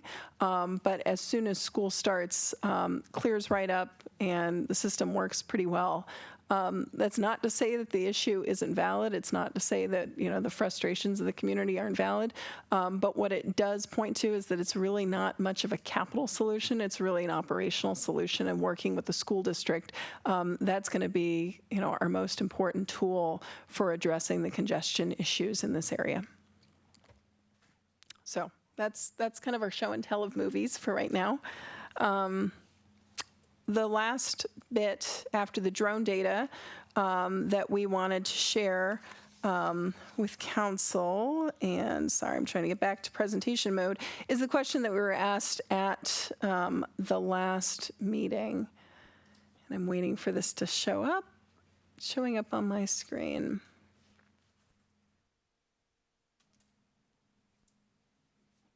Perfect, thank you. Was the discussion of intersection level of service. So we've talked a lot about intersection level of service, what the highway capacity manual measures, what the city's level of service standard is. That's what's shown on the screen there. Also, the synchro model. What does the synchro model measure? What does the synchro model not measure? And I thought it would be important before we talk about the results that were requested at the last meeting, just to go a little bit into those details. Again, the city uses Synchro, which is the leading software for analyzing signalized and stop-controlled intersections. It actually uses Sidra for the roundabout analysis, but I think most of the discussion has been focused on Synchro. Synchro supports highway capacity manual methodologies, which are the standard methodologies used for communities all over the country. It predicts intersection capacity, and essentially the sorts of things it pays attention to are signal timing, lane geometries, and it allows the city to kind of look at how might signal timing or different stop control measures, for example, replacing a stop sign with a roundabout or a signal, how might that improve delay conditions for drivers. The one limitation that has been discussed at length with this council is really that Synchro does fail to predict operational impacts when delays are caused by downstream intersection choke points. So, for example, when 202 Sahali Way is leading to congestion upstream, that's something that Synchro is not very good at anticipating. But what Synchro is very good at anticipating is when that specific intersection is leading to recurrent congestion, Synchro is able to measure kind of the delay that's caused by capacity limitations at that specific intersection. And so the results, just reporting back. I have a question. Oh, before we go back to that slide. Just to reiterate as well, what I'm understanding you're saying is Synchro does look at congestion from the perspective that it looks at the delays and it looks at the length of the queue, that's built into the model. The problem that it has is, as you've written here, is the prediction. First of all, it goes looking at the capacity of that infrastructure that's currently in place at that intersection due to the delays, due to those queues. But the problem is, as I understand and what you've written here, is it can't predict operational impacts of delays that are caused by further downstream choke points. And then to address it, if I recall, at the January and our meeting, I don't know if it was June 5th now, there's so many of these, it seems like they're all a blur. Your month. What we start to match up then is what I had heard was, in addition to matching the information with the INREX that we have, those hot spots to see those in, and we've mentioned the drone footage here. We also have field observations that are being taken, and a lot of these are driven by intuition or empirical evidence, as Chrissy had mentioned, those type of scenes that you have seen repeated, to incorporate into the micro simulation models. Is that correct? So that you can then build in those downstream congestions as well. So through that micro simulation with those factors, you can overcome that limitation. Is that what I'm understanding? That is correct. As a part of the TMP, so again, not tied necessarily to concurrency, but as a part of the city's transportation master plan, that's where we are going to look at, okay, given current conditions, given near-term conditions, given longer term, maybe 2035 conditions, what do we expect to be kind of the operations of your intersections? And we're not going to limit ourselves to the 43 concurrency intersections. We will be looking at those major bottlenecks that are outside of the city but really influence operations within the city. State law asks us for concurrency to focus on those facilities that are within your local jurisdiction's control. So as a part of the TMP, we don't have that limitation, and we know, I mean, that was conversation one that I had with Cheryl and your staff was they said, you know, this is not really, it is a focus on Sammamish infrastructure, but our biggest problems are not within our city. And so in terms of expertise and a lot of the mental energy that's going to go into the TMP, it's really thinking about those bottlenecks. How do we work with your partners? How do we use the city's TMP resources to really demonstrate the benefits of investments in these regional infrastructure to make them more competitive for grants, to really convince WashDOT, King County, et cetera, that these are worthy places of investing? Thank you for clarifying that. So last kind of, I think this is second to last slide here. We were asked at the last meeting to say, well, you know, we went with the 7 to 8 p.m. or 7 to 8 a.m. Peak hour, but what would have happened if we'd looked at 8 to 9 a.m. instead? And the main reason for the question was that, well, 8 to 9, if you actually look at the traffic volumes all throughout the city and you were to sum them all up, that is technically your system peak in the morning. But what we find is because most of your major schools are starting between 7 to 8, we actually see, while there's slightly less traffic volume overall throughout the city, about 1% less, we have actually more locations with hotspots in that 7 to 8 peak hour. So that's why we have 6 intersections not meeting the city standard in the 7 to 8 a.m. peak hour, but only 3 that don't meet that standard during the 8 to 9. And I'd say of those 3, only 1 intersection, Klahani and Issaquah Falls City Road, actually fails the city standard by a higher margin. Anyways, I'll pause there. And of course, that project, there actually is a capital project planned for that in the near term. Okay, if there's not any other questions, I think we'll just share our, oops, oh, go ahead. Sorry, I have a question, Kendra. We currently had the morning and the afternoon peak period, two peak periods. And we talked earlier about averaging of 7 to 8 and 8 to 9 as one possible measure. Is there anything that precludes us from having 3 distinct peak periods? The 3 on the chart right now? I would say only cost. So again, you have a city traffic model that you're using to measure concurrency, and just having a whole nother scenario period, it just is more cost, and both from the perspective of hiring your consultant to keep it up. You have DEA consultants that work for the city, so that's just another test that you'll be paying for. Maintenance of that model. So that's the main downside to having these 3 peak hours.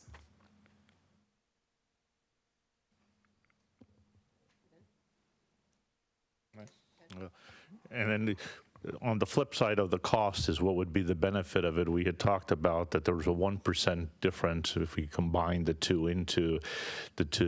of them. So for that cost, it would be just the 1% gain potentially. Is that what we're looking at to offset the cost for the new models, the operation of it, and the maintenance of the model?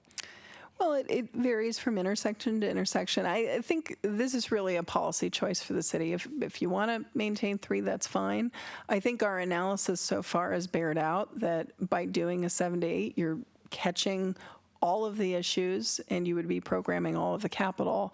And in fact, 7 to 8 identifies a lot more issues than the 8 to 9 period is. But again, this is very much a policy call for the city. Do you know of any city in the state of Washington that's doing that policy? No.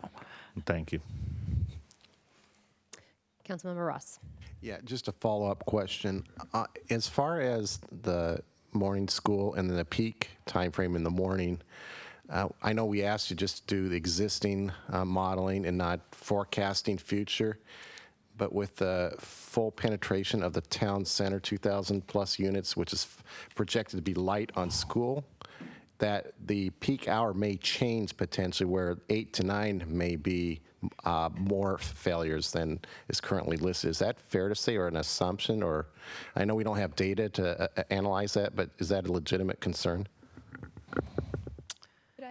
Could I rephrase your question? I think so. I think what you're getting at is, how do we handle it if over time the peak hour changes? How do we know that that's changed, and then how do we adjust our modeling should that happen? I think that's what you're actually getting at, isn't it? So, yeah. Oh, go ahead. Go ahead. I didn't know if she had anything additional. No, that's fine. I think you guys are raising a really valid point that, the peak can fluctuate year to year. I think those are things we'll need to keep an eye on over time. If school start times really start to dramatically recalibrate and shift over time, it probably would be worth the city's while to really start rethinking about, well, what is that AM peak hour? That's something I advise, whenever we work with the city and develop a transportation master plan. Yes, it's a 20-year program, but that doesn't mean that you don't touch it or recalibrate or not think about it for the next 20 years. We advise that most cities are probably returning to it at least every 4 to 5 years to say, well, are we catching the right issues? And things will evolve and shift over time. So I think watching the town center, certainly, when we look out to 2035, we have the fully assumed list of town center issues.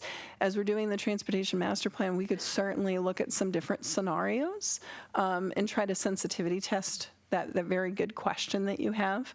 But I think at this point for concurrency, I'm not sure if we know enough to kind of make that distinction of how that would influence the system at this point.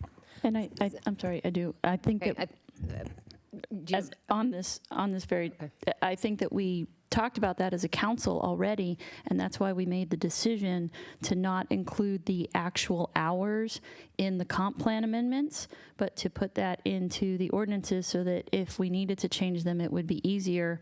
We would have that flexibility to change them without the limitations of the comp plan updates. So we did have that conversation already to make that, a little bit more agile should we need to change it.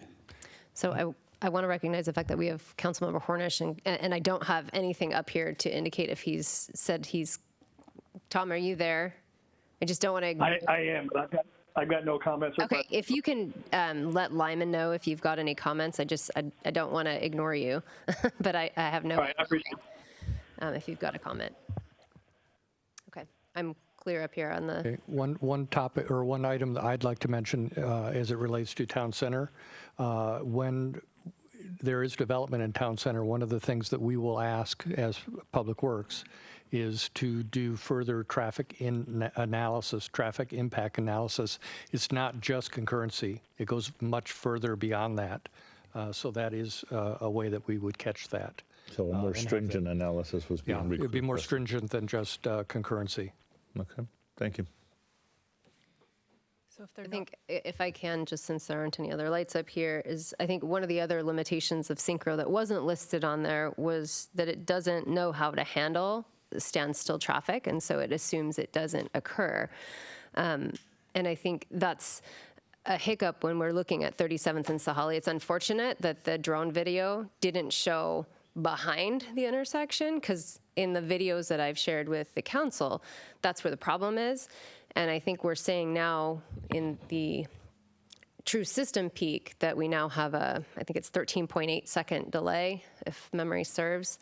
And I am kind of blown away by that, because I think, in my personal driving experience and observations, it's much, much longer. And that may be a product of the fact that it doesn't recognize standstill traffic, which happens, and it can only measure a queue length so far back. We talked about 120 seconds. Those people are waiting longer than 120 seconds, and so it's simply not capturing them. If I may actually specify, because I think there has been a little bit of confusion that's occurred around that comment of standstill traffic. What that refers to, at least from my perspective, is the downstream issue. So that was the issue I tried to raise. I noticed in some of Cheryl's notes, and she's unfortunately having to do my job for me sometimes, so I apologize for that to her. That standstill comment was actually relating to the downstream. So to the extent that the intersection 37th is causing additional delay that's queuing back behind it, the model does capture that. Now, if, for example, if the model wasn't going back long enough, it didn't have enough length within its, to measure the number of queues that are backing up, then that would be an issue. The Synchro model that you have today, it actually connects with the intersection up to the north. So it actually measures all of the delay, or excuse me, to the south, I'm sorry. I'm thinking about in the morning, the south, sorry. Going uphill. So it actually does measure the cars that are coming down the hill to 37th. It's just to the extent that there's another intersection behind it, then it might assign the delay to the previous intersection. I don't know if that helps a little bit. No, I think I'm confused, but so the delay that's going northbound on Sahali Way, correct, can stretch a mile long of crawling traffic, and to suggest that they get cleared in a single light cycle, I think is probably not accurate based on personal driving experience and sitting in that traffic and then pulling over on the side of the road and kind of videotaping. I mean, we have standstill traffic. So I understand your point about it's the standstill traffic that would be through that traffic light. But I think what we talked about previously was the queue, and that the model kind of goes cattywampus after 120 seconds. Is that? And it's longer than 120 seconds. So my suggestion is that it's not accurately capturing the queue. I think there's some rolling conditions. So this is where simulation is, a very good tool. and for providing any sort of recommendations along Sahalee Way. Absolutely, I think simulation is an appropriate tool. If you were to say, hey, Kendra, can you come up with a set of recommendations along this intersection using Synchro only, I would feel like I am being, asked to do something with my hands tied behind my back. It's a tool. It's a good yes, no. Do we have an issue? Could traffic signal timing? One thing we have talked about as a group today, we were saying, well, what is it that we could do to improve conditions along Sahalee Way? There's obviously, the city is thinking about some extensive capital improvements, and that's something that's, of course, a discussion amongst this council on other topics. But, other things that can be done, more frequent intersections along there with ITS used to help meter traffic. That's something certainly that could be done to improve wait times at that specific intersection. You are right that Synchro, it doesn't measure, or it doesn't really reflect the condition of a rolling queue. A rolling queue is what we tend to observe there. So as you mentioned, people are moving, they're just not moving very quickly. They're not moving as quickly as you optimally would want to along that corridor. I'd say Synchro does a pretty so-so job of that. But it doesn't, but in terms of that intersection's performance, when we see a signal, people are continuing to kind of move through there, and that's what Synchro is showing.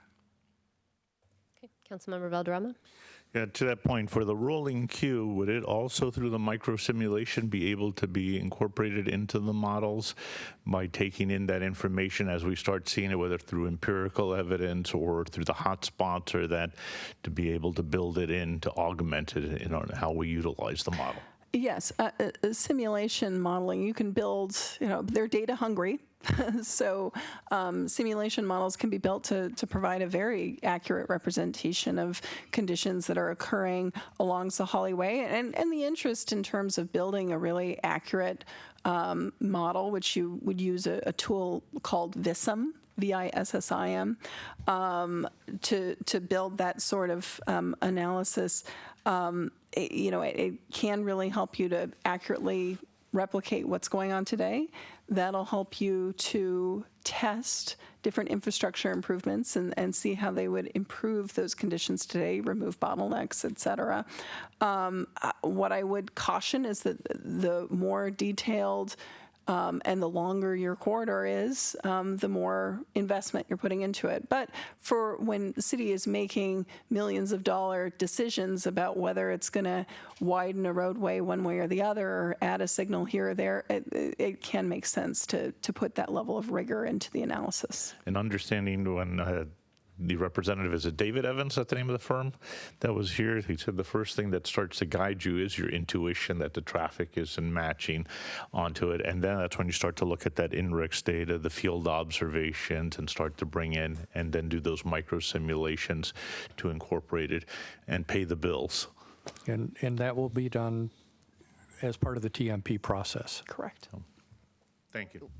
I would like to say that the micro simulation of every intersection, that's not part of the TMP. I mean, there are some intersections where we might want to do, but I just want to intersections, yeah. Yes. Right. I just want to make sure we're not going to be doing micro simulation on all 43 intersections. Clarification, but for key corridors, it makes a lot of sense. Yes. Well, to Kendra's credit, I was looking at some of the tapes yesterday, and some of the meetings back in January and May, she was saying, you're trying to get too much out of concurrency, and it's got to be complemented by other instruments and tools, and particularly the TMP. Steve, you look like you have something to say. I'd love to. Good evening, Mayor and Council. Steve Leniszewski, Public Works Director. A couple of quick thoughts, just things that you will have within your decision-making, forthcomings. ITS, we have a contract that should be coming this fall for design. Again, after talking with city engineer, traffic engineer, our consultant, Cheryl, Sahalee was supposed to incorporate some intersection improvements for capacity as well as safety. So, for instance, we weren't going to put them in with this ITS phase, but we were still going to connect our system from 14th all the way down to 202. So we will have the opportunity to add in a signal at 36th that can help with coordinating the signals as we go. Add one at 28th to help with our safety issue because it is a side leg that has a hard time getting in. So we do have issues and opportunities as we go. I did just want to share that. And, with Lyman asking staff last year to start to sit with the schools, we have quarterly meetings. We had one again today. Inglewood Hill Middle School, right? They're moving their bell time by 10 minutes. The orchestra won't be hosted there next year, which completely conflicts with start time it's like 60 students from all other schools in the area. So they'll come right at bell time. The elementary school is being pushed by half an hour. So operational considerations are great. And we have this open line of communication now with the schools, which has been a tremendous help. They know us better. We know them better. We call them and make changes. Stephen, and Isabel made some changes just, 2 weeks ago on pedestrian phasing at that signal to try to experiment with how do we get kids through more efficiently and then cars efficiently as well as cars. So we are continuing to work on that as we go. But that communication line and that face-to-face interaction is very helpful. Our staff to the school staff, they know they have us as a resource, and we know we have them to go try and solve all of our problems together with. So point being, operations are important. So that is all. Good. All right, thanks, Steve. So our last slide is the schedule that you see pretty much every time we're up here. Let's see. Yes, tonight we will be presenting the TIP for your adoption, the 2019 to 2024 TIP tonight. And then, as I mentioned earlier, the Planning Commission will be holding their public hearing on the comprehensive plan changes and the code changes this Thursday. And then we'll be back before you again on July 10th for your hearing on the comprehensive plan, and then July 17th for the code revisions. And then in August, we will resume work on the TMP. That is our plan. Kendra and I will be talking later this week to redo our schedule for the TMP. So that's what's coming up in the next month and a half. So thank you very much. Good. If there's no remaining questions. All right, thank you. Councilmember. Want to recess afterwards? No, we got the proclamation to get to. Actually, I just had a couple of questions. Am I on here? So I had a couple of questions on, I go back to the conversations that we've had on the school, because I've totally agreed with the conversations we've had on. It's a 20-minute time frame in which we've had these clogs in front of the schools. I totally agree with that. And that we can't be spending all this, all this time and all this energy on this 20-minute, and then we go back to looking at the drone data and seeing that after 4 minutes it starts clearing. And then I go back and I listen to, well, now the band's not going to be here, and all this stuff is changing, and school schedules are changing like crazy. And then I still wonder why then are we not using the traditional peak hour? That's just my question. But can you give me other cities that don't use the traditional peak hour?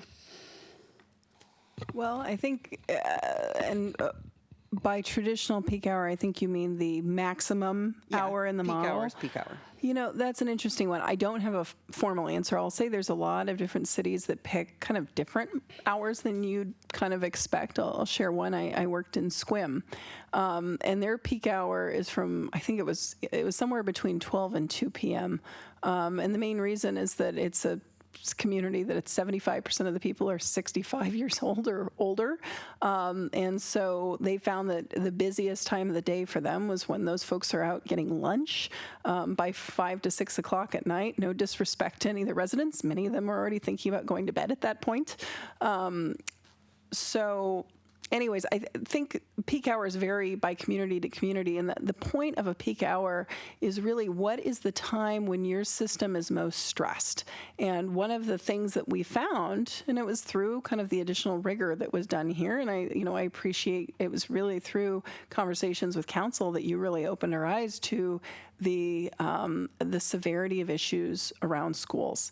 And so, yes, we could go to the 8 to 9 peak hour in the morning, but that would actually dilute some of the issues we're seeing today. So, again, I think the question that another council member had is just, well, what if these change? And, I think your point is valid. They can change from year to year. But at this point, this is the best information we have. And I'd say it's the most conservative look we can take. And that can change in a couple of years. I'm just torn between the argument works or it doesn't work, and I'm just trying to figure out, is it a reasonable argument? And then if we decide that that's the peak hour, then the argument doesn't work. So I'm just trying to figure out where we are, I guess. Okay. Well, I think the peak hour is a choice that you can make by policy in the fact that you want to choose an hour that creates the most stress on the system in order to alleviate whatever issues there are. That's the time that should be chosen.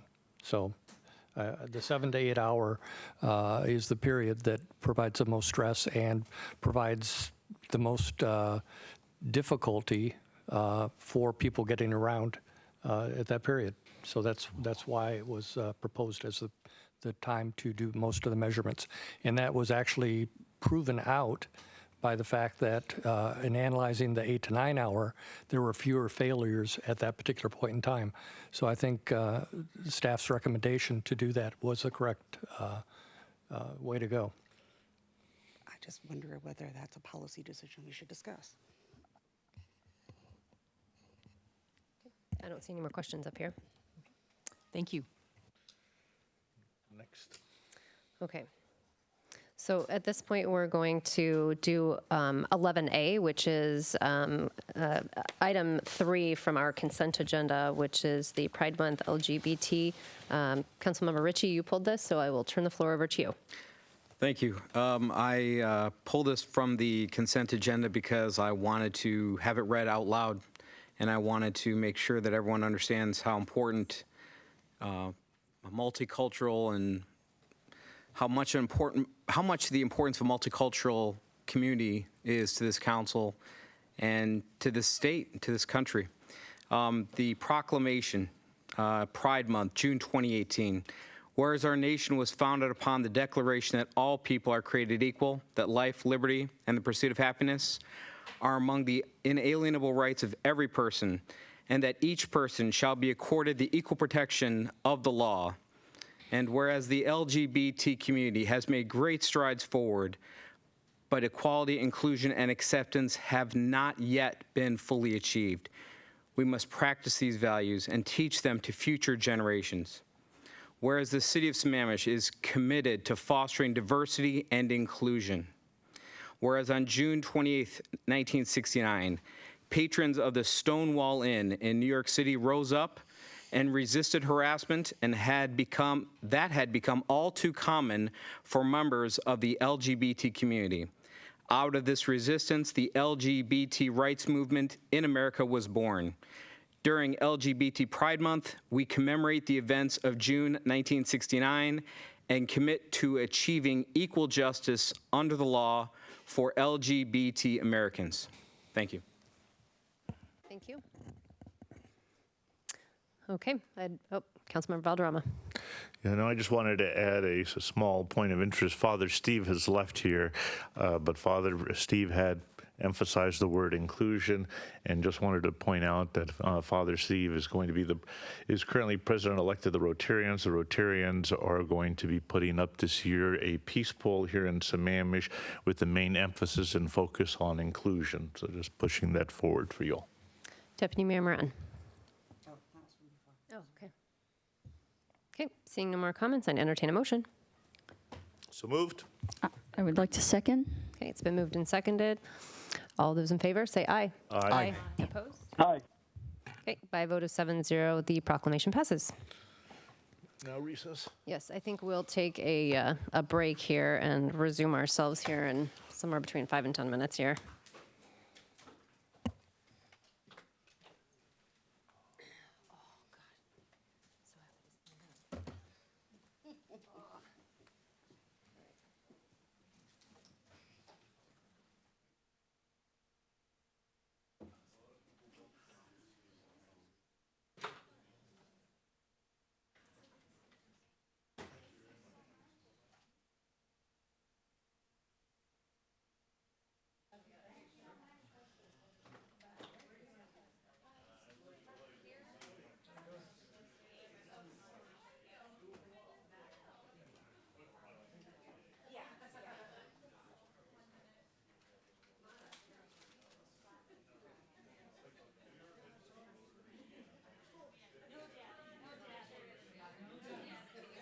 Get snacks. We're going to move on to our next agenda item. We have a public hearing. This is on resolution for adopting an updated 6-year transportation improvement plan for 2019 to 2024. Mr. City Manager. Thank you, Mayor. We have before you a resolution adopting the updated 6-year TIP, Transportation Improvement Plan. This was discussed with you last week at the study session. Staff made the edits requested.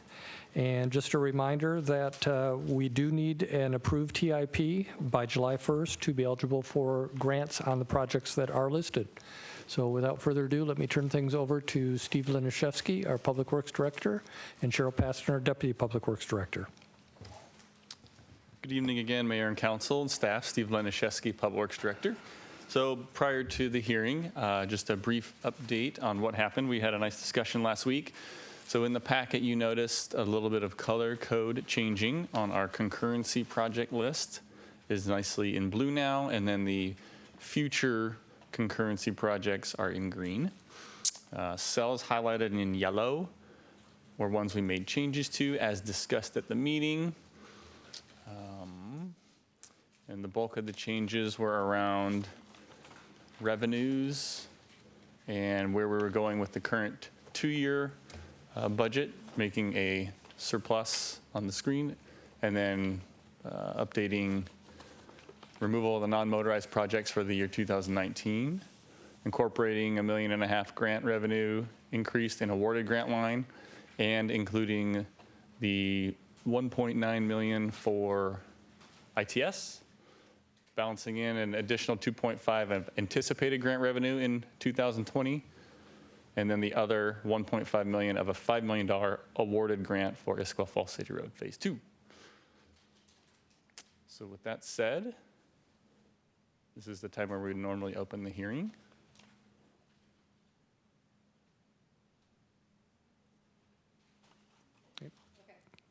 So I'm going to go ahead and open up the public hearing.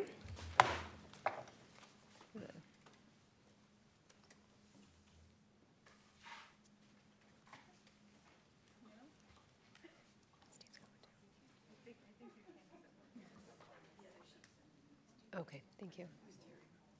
Oh, for the next hearing. Okay, very good. Okay, Amanda Rakedahl.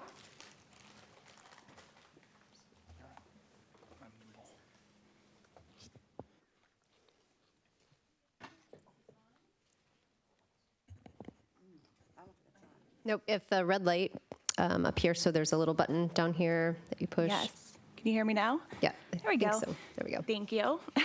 Good evening, Council. My name is Amanda Reichdahl, and I'm here on behalf of STCA LLC, who owns or controls more than 80 acres in the Sammamish Town Center.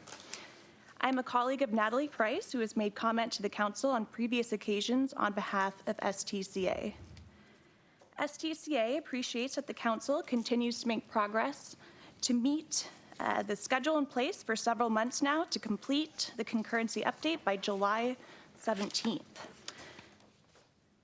The next item on the schedule is the adoption of the 2019-2024 Transportation Improvement Plan by tonight.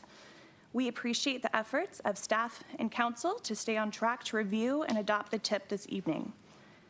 With the adoption of the TIP tonight, the city is positioned to complete its concurrency work by the July 17th deadline.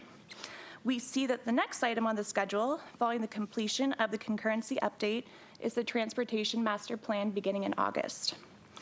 STCA looks forward to working collaboratively with the city as it undertakes that planning process in the coming months, especially as it relates to the town center, and as STCA proceeds with applications for its first phase of development to realize the city's vision for a thriving and vibrant town center in the heart of the city.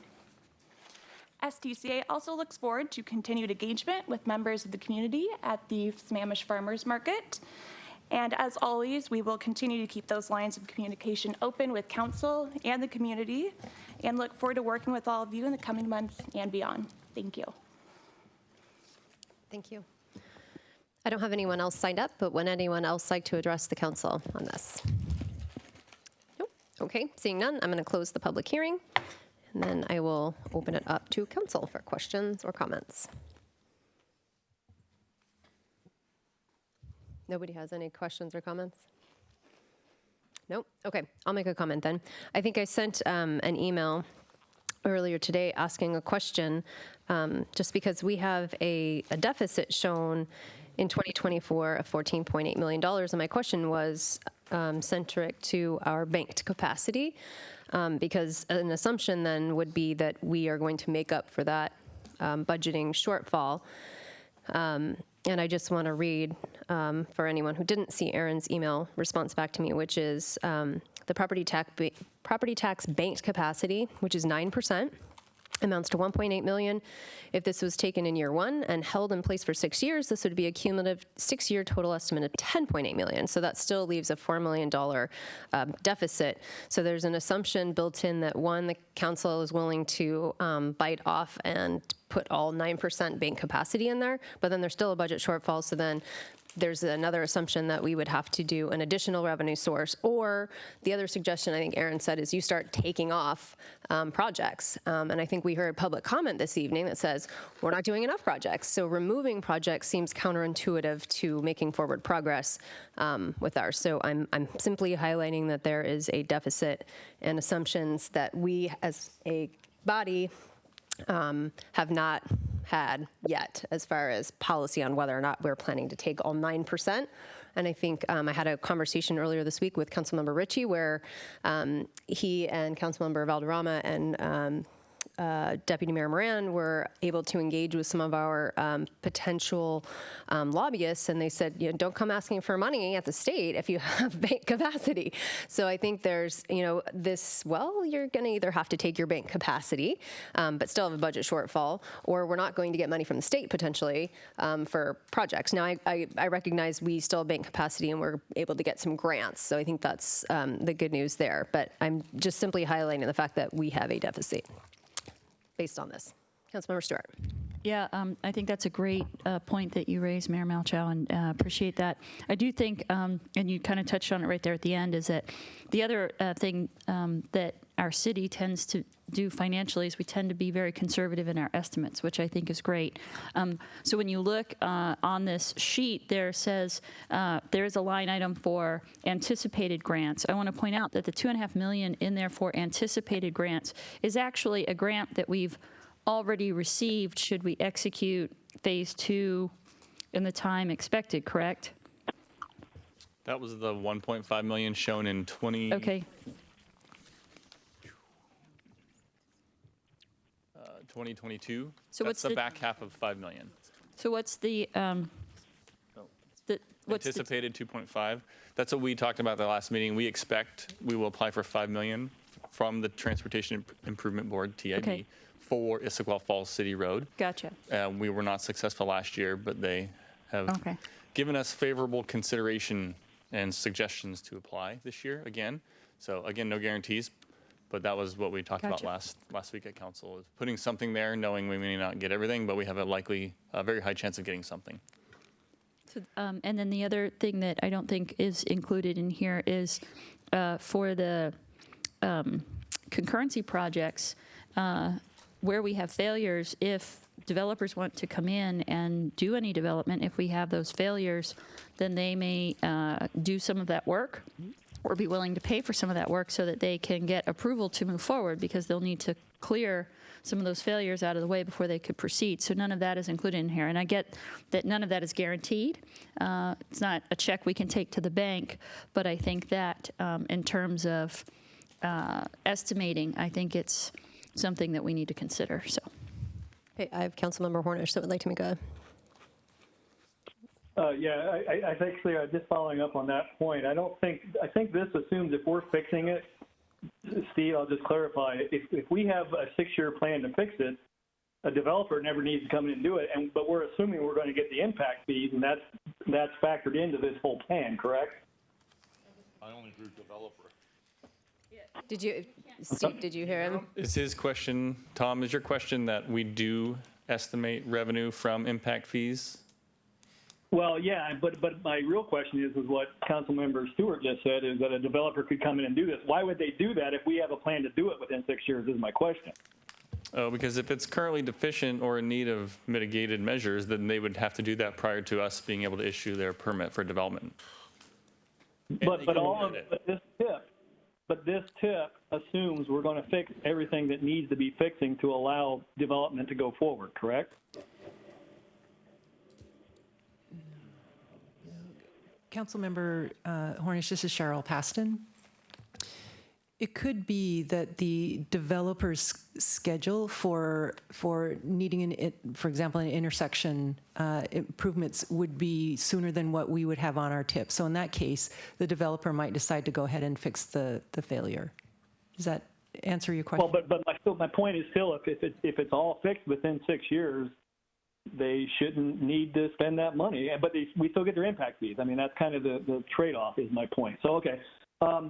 A bigger question I really wanted to ask is, and it kind of gets to I think what Mayor Malchow read, if we were to take off all of the non-concurrency projects, and I'll just make it simple. Let's just take off TR-08, Issaquah Falls City Road. That saves $17 million over 6 years. So at the end of 6 years, we would have a $2 million surplus with all the same assumptions instead of a $14.8 million deficit. Correct? That we finally heard you. Correct. We got the correct part. Yeah, we don't know anything before that. Oh, boy, really? No, I think I heard you. Steve, did you hear him okay or no? No? Tom, can you repeat it and see if we can catch that again? Sure, I'll try. I was trying to say that if we take out some of the non-concurrency projects, would we still be in a deficit? And I said I tried to make it simple. Let's just take off Issaquah Falls City as a what if. If we take off TR-08, that's $17 million that is not spent in 6 years. And then instead of a $14.8 million deficit at the end of 6 years in 2024, we would have a $2.2 million surplus. Is that correct? Yeah, I think we could roughly support that math, Tom. And I do think, too, we have an annual opportunity to check and balance our revenues against our expenditures. And we do a 2-year budget, which part of the drill we did this year was to bring the 2-year budget into an operational black, right? We were negative, nobody liked that. We figured out how to get to a positive. So we have that opportunity as we go forward to check that, when we see fit, and obviously at budget time at minimum.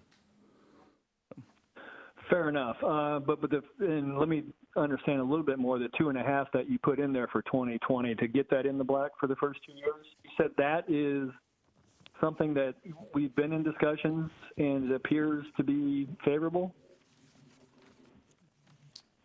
Yes, at this time, we do believe it to be favorable. Even without the 2.5 in the 2020 column, we are still would be reflecting a $630,000 surplus, just to be clear on the 2-year window. That's fair. I can support that math as well. Okay. Check and balance. All right. Thank you. You good, Tom? Done? Yep. Okay. Councilmember Ross.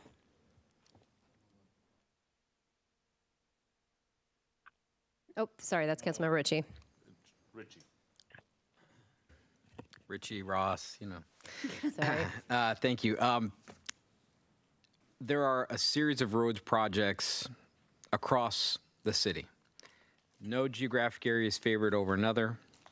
All of these are known areas. Take concurrency aside. These are all areas that we know we have a problem because we all have brains. You can walk out there, you can see that there's an issue, you can drive it. We know these are areas, roads, corridors, intersections that we know and have known that we have problems. I feel it's our obligation, our responsibility to look at a very simple fact. There is a reason why traffic has continued to get worse over the past 9 years. We have not increased capacity. We have not increased our ability to deal with traffic nearly fast enough or remotely close to fast enough to catch up with the amount of building and new people that have come to live in our community. This is our opportunity to do that. And as Councilmember Hornish has said many times, we need this transportation improvement plan to make sense, not just in real life, but also we have to be able to fund it. We have to be transparent about how we fund these things. We have to be clear, and that is going to probably take additional revenue. Now, as Mayor Malchow mentioned, we've been having conversations with potential representatives to help us bring some of those dollars back from Olympia into our community. It is absolutely a deal breaker that we are not doing our job by collecting our allotted 1% annually.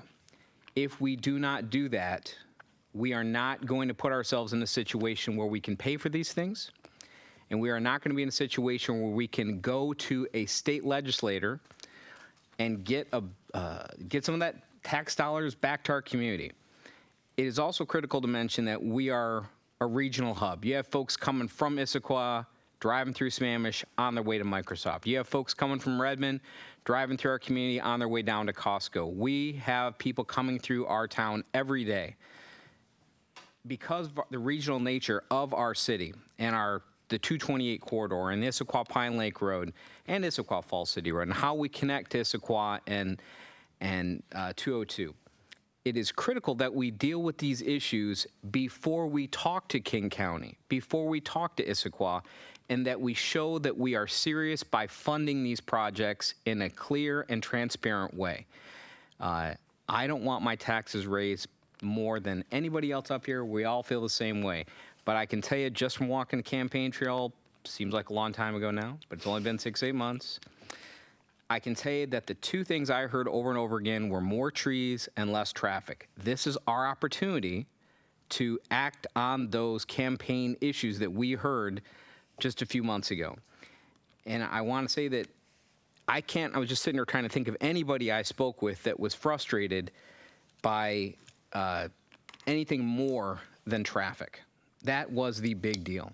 And every person I spoke with said, not that they spoke a lot about this, but I would say to somebody getting a conversation, hey, how do you feel about having your taxes go up if it's going to go for roads? Well, yeah, that's what we do here. We're that kind of community where we need to invest in our roads. And we have not done a good job we've been punting these things over and over and over again off the parking lot, as Mayor Malchow said. It's just become a place where we just leave things. This is an opportunity for this council to stand up, be clear, be specific, and make a stand about what we're going to do, how we're going to pay for it, and to make a strong impact on transportation and traffic and alleviating traffic in our community going forward. And I'm excited to do it. Councilmember Stewart. Yeah, I'd like to add to that I don't know if people recognize it, but since the city of Sammamish has been incorporated, we have never added a lane of capacity into or out of our city. So we've done road projects. We expanded 228th inside the city to be from 2 to 4 lanes, but we've never added a lane of capacity into or out of our city. And I think it's really important that we figure out where these hot spots are and what we're going to do to fix those. And I think we had some public comment this evening that said, hey, it's your responsibility to do it.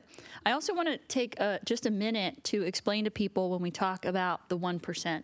And I think Mayor Malchow, I recall you posting something on Facebook about this last year when you guys took the vote not to take the 1%. You explained that to people. So the 1% means that there's a maximum of 1% that we can increase, and correct me here if I'm wrong, that we can increase the revenue that we receive in property taxes, the part that comes to the city, which is only 1% of what, or a small percent of the property taxes that you pay. So it's the revenue dollar amount. It's not a rate increase. So by not taking the 1% increase when our home values are on the rise, which they have been over the last 9 years, you are in effect and in reality getting a rate decrease on the property taxes that you pay to the city of Sammamish.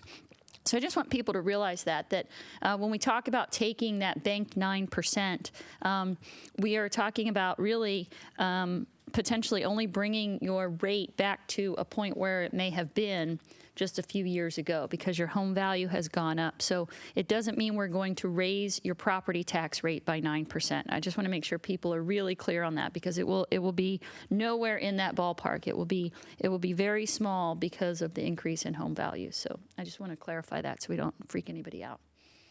Yeah, I think that's a good point. I think that's why the amount that we can generate from that 9% is not enough to cover the deficit. Councilmember Ross. Thank you.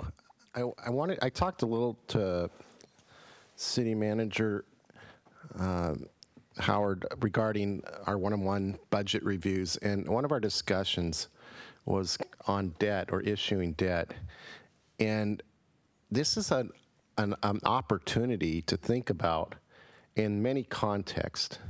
Number one, as we go through the budget process, we need to make sure traffic infrastructure is our number one priority. In my mind, we need to avoid any increases to our budget that don't fix those two issues. Number two, to the extent that we can find opportunities to reduce cost as non-essential priorities compared to infrastructure and traffic, then it provides some headroom. So let's start with that premise. If we issue debt and we have a payback period, we can service the debt through that headroom created by any reductions with no increase to the taxpayer. Now, alternatively, if the payback period is 10 years, and we talked about the property tax, it falls short of covering that $14 million deficit, if the payback in the amount of debt we incur, we can use the revenue to pay back the debt service over the 10 years and get more than what we need to catch up on our infrastructure and traffic issues. So there's ways we need to balance this. So I probably don't have the right people here, but maybe Aaron or others can help work up debt scenarios to help us do some what-if analysis to blend debt with cost reductions with how we can capitalize on our existing revenue sources. I really do not want to stick the taxpayers with permanent increases as much as possible. That's really the last resort. And so this measure may give us an opportunity to do a temporary increase or fund it exclusively with reductions. So something to think about. You have a comment? Councilmember Valderrama. Going back and forth with them. Your microphone. You're not on? Nope. Do I need to be on? Oh, the chips took it off. Thanks, Paul. So, torn on a couple of issues. First of all, that we're talking about if we were to go to 9%. Now, we obviously have bankable capability to pay this off and a lot more. As was mentioned before by Pam and others, that we haven't been putting the investments in. I don't see these as getting people off the plateau, that road to get off the plateau. These are all concurrency-related projects, which by their nature are internal. And our citizens have been asking for addressing how we get off the plateau. That said and done, we all agreed that this was the way we were going to approach it. So I go back to what Councilmember Ross had said previously, that we don't want to start mixing the old with the new. These are now looking at paying for our concurrency going forward. Issaquah Falls City Road is not a concurrency project, so if that's the way that we're going, that's not a concurrency project under the capacity on the failures. I understand that Sahalee is also not a concurrency project that's underway. So if we stick with these that are up, the darker blue, the blue ones are the ones that are the concurrency projects, Which is correct? Sahalee, yes. Yeah, so basically, as Hornish had said, you take that Falls City piece off of it, and we're 2 million over and can proceed going forward with addressing under the new approach that we have our concurrency. And we don't have to, we still have to make decisions on how we're going to be funding some of these activities through the different mechanisms. I think to avoid long-term impact to our citizens, because nobody believes that a tax ever comes back, is to do a bond. So do a bond, as was mentioned here, for the traffic improvements specific to roads, and that way they know when the duration of that will end and not to go forward. To me, is preferable manner of going forward on this as we start to look at it, but let's stay focused on those blue projects. Thank you. Mr. City Manager. One suggestion that I have for you to keep in mind is the fact that if you show entirely balanced TIP, it puts you in a very bad position to ask for grant funding. Oh, that's right. Good point. I think, having a $14 million shortfall is doable. You have not yet approached things through the budget for next year. We do have debt capacity. We do have some very good opportunities to work with TIB for additional grant funding. We don't know particularly what other grant programs the state might have going forward. Also, some of the revenue sources, we've been rather conservative.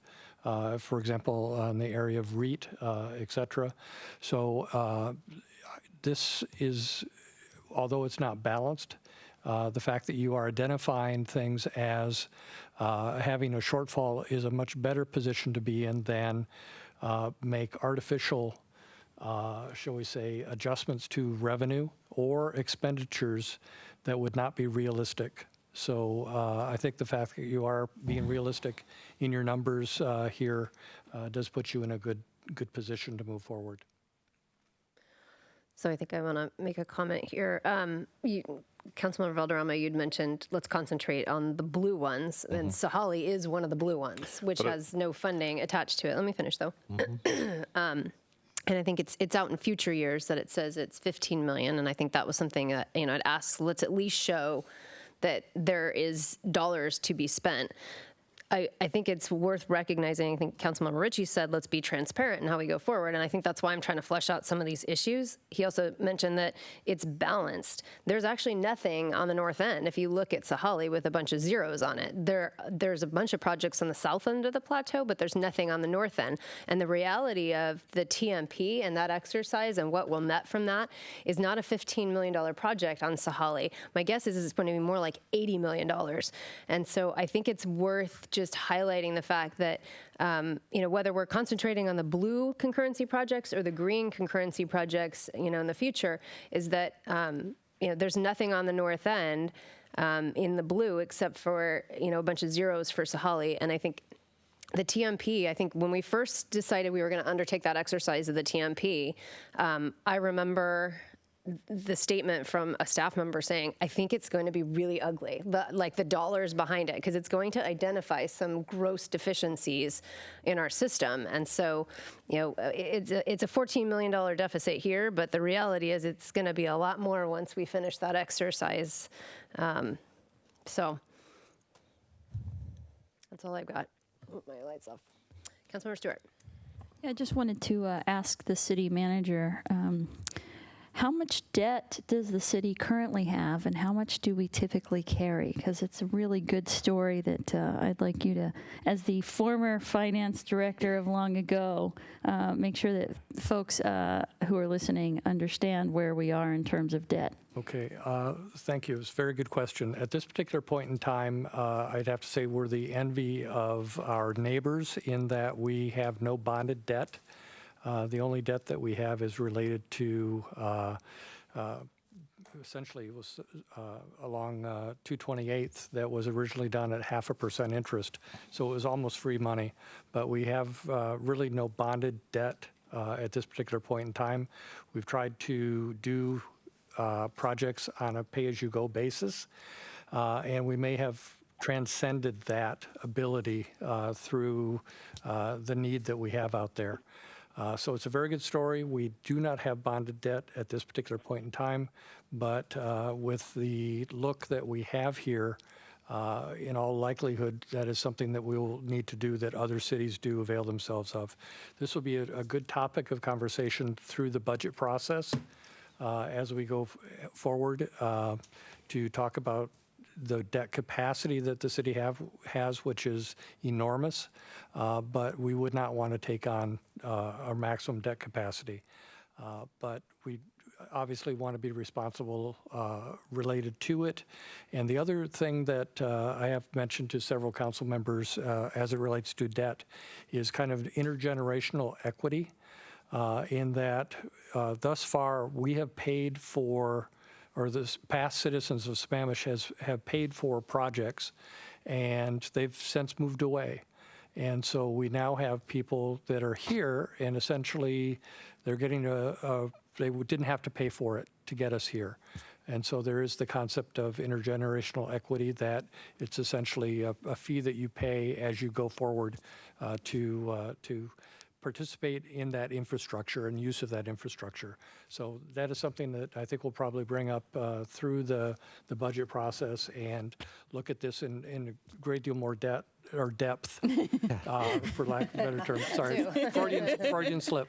But it's a very good question, and this TIP does not obligate council to fund things over a 2-year period.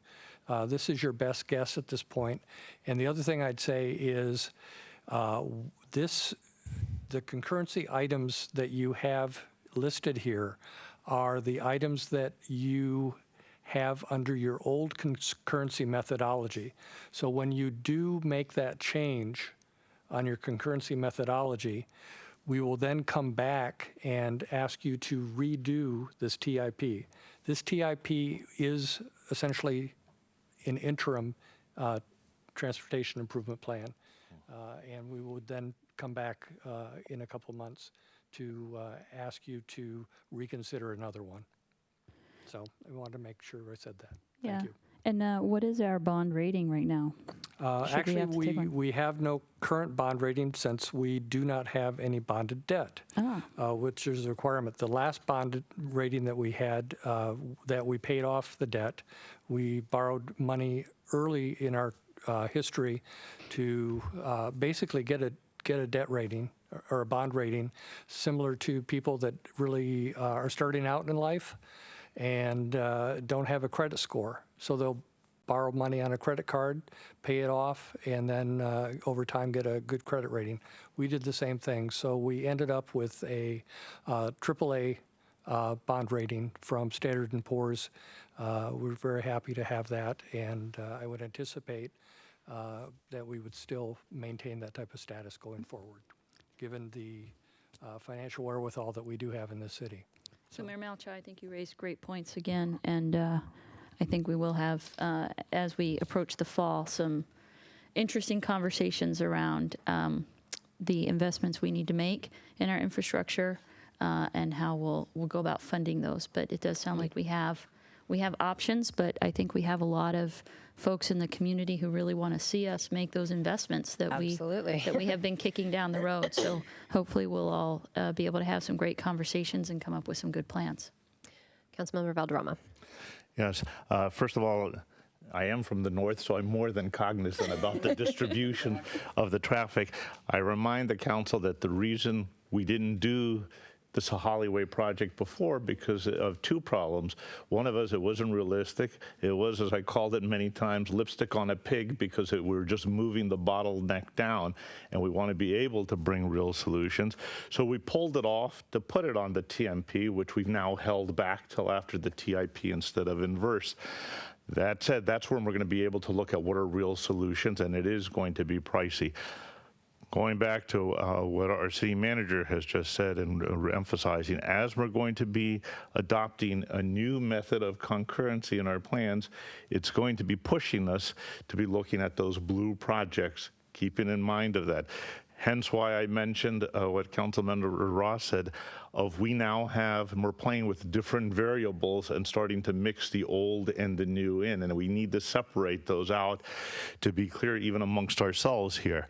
So that's where I'm mentioning it. I believe Issaquah Falls City and Sahalee, I'm not saying take them off the charts, I said concentrate on the blue concurrency projects. We're going to be looking at those. And I agree. One of the big things we have to be able to is we need an infusion of cash from the state that's neglected us for many years, partly our own fault for not bringing on projects. But if we can show everything balanced, why would the state give us some money? We have to be able to show that we are raising money and looking at them to match projects as we go forward, and showing our citizens that they're going to make a real impact on getting them off the plateau. Thank you. Okay, Councilmember Ross. Yeah,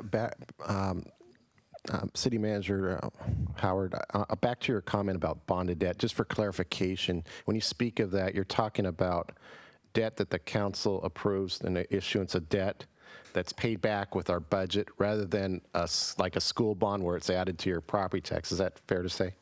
Actually, there are two different types of debt. One is voted debt. Yes. And the other is councilmanic. Councilmanic. So councilmanic debt would be that debt that council can do under their own authority that would come from revenue that the council can authorize. Voted debt would be additional debt that citizens would vote for to actually place over and above what they're currently paying. So there are two options going forward. Right. And when you're speaking of bonded debt, were you also, could that be councilmanic debt? Absolutely. Bonded? Yeah, okay. Absolutely. So bonded sometimes confuses, and that's exactly what I was talking about earlier, is councilmanic debt paid back with our budget rather than increasing the property taxes directly. Question for the city manager on that point. Councilmanic debt now, what is the limit that we have on that? Honestly, I would have to go look at and find that. I remember if it was 20 or 30 was the last time I remembered. 20 to 30 million? Yeah. I think it's much higher than that. We're feeling rich. Okay, Councilmember Ross. Oh, okay. Okay, Deputy Mayor Moran. What kind of numbers were being shown? I don't know, was it last year or the year before were being shown for Sahali? And when was it decided, or why was it decided to not keep a kind of a placeholder of some of those numbers in here? Placeholder as requested into future years, so we didn't put it in the 6. We put it on the column to the right for future. Right. Not knowing we would not do it soon. Okay, so what number was there that was previous? I mean, how much were you? Say that in about 2 seconds. The number that was there under last year's tip. 15.89. Yeah, So I can't see that. it's the total project cost over there. It's the same.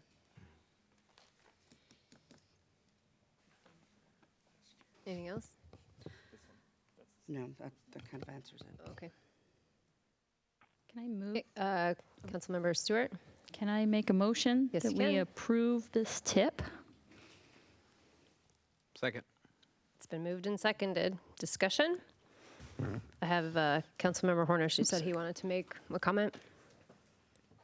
Yeah, on the discussion points, I cannot support this tip for 2 reasons. One, I think it's an invalid plan because I don't think it ensures concurrency, because we are assuming we're going to spend the $17 million for Issaquah Falls City that's in the 6-year plan. In addition, for that same reason, I don't think it's a reasonable assurance that we have the funding allocated for what the tip requires us to do for the concurrency projects. It's not balanced. We could balance it by showing grants, which I think is just as reasonable to have it shown that we hope to get help from the state. But more importantly, I think I cannot support this tip because it's based on a flawed concurrency. It doesn't make sense in my mind with where we're at, what we've been talking about for the last 8 months, because, as been pointed out, the Holly show is showing no failure. It's not funded for the next 6 years, and we're saying that's fine. I think that's an error.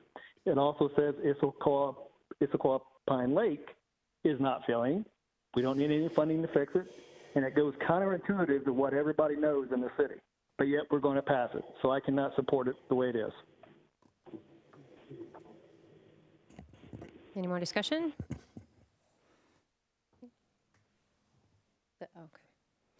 Okay. All those in favor of the 2019-2024 6-year transportation capital improvement plan, say aye. Aye. Aye.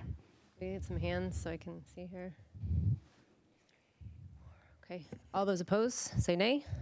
Nay. Nay. Nay. Okay, by a vote of 4-3, it passes. Okay.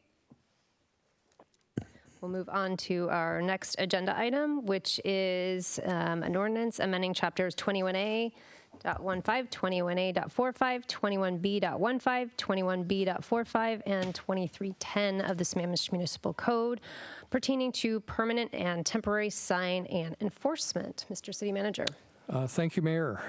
So we are coming to you tonight for a public hearing and passage of an ordinance. This is building on previous work that council has done, and so has staff. So without further ado, let me turn things over to Jeff Thomas, our Community Development Director, to provide us with the lead-in. Great.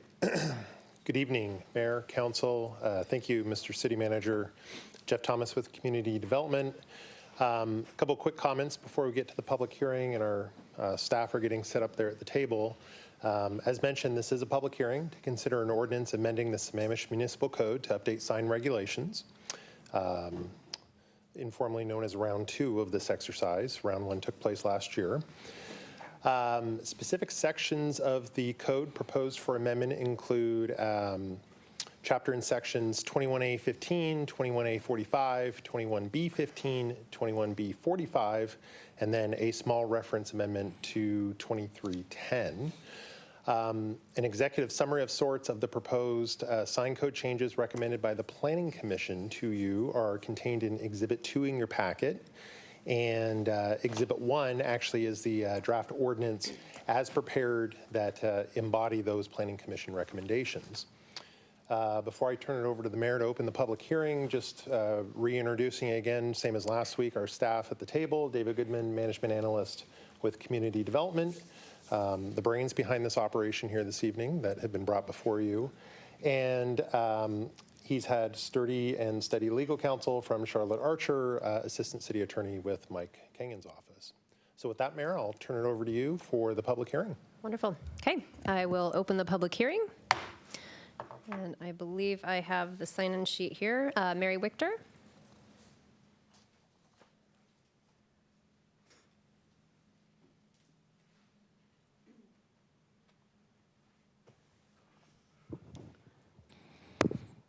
Hello, my name is Mary Wichter, and I live at 408 208th Avenue Northeast in Sammamish.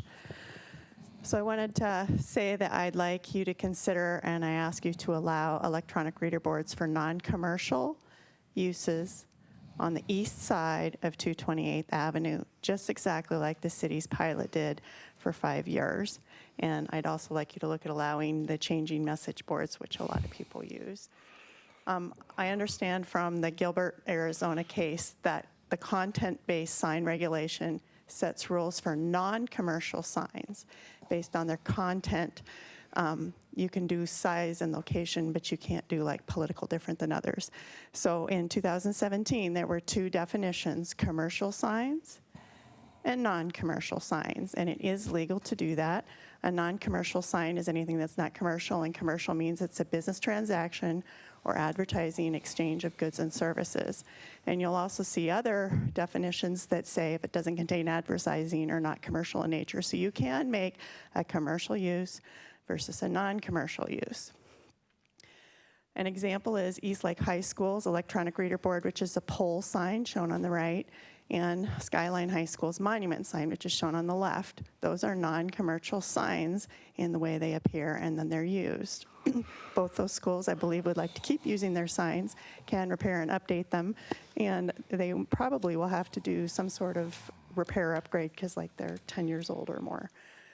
Part of the code that's confusing to me is the ERBs got merged together with the changing message boards. The changing message board there is those plastic letters on the left. You manually change those and you're not going to change them faster than 3 minutes.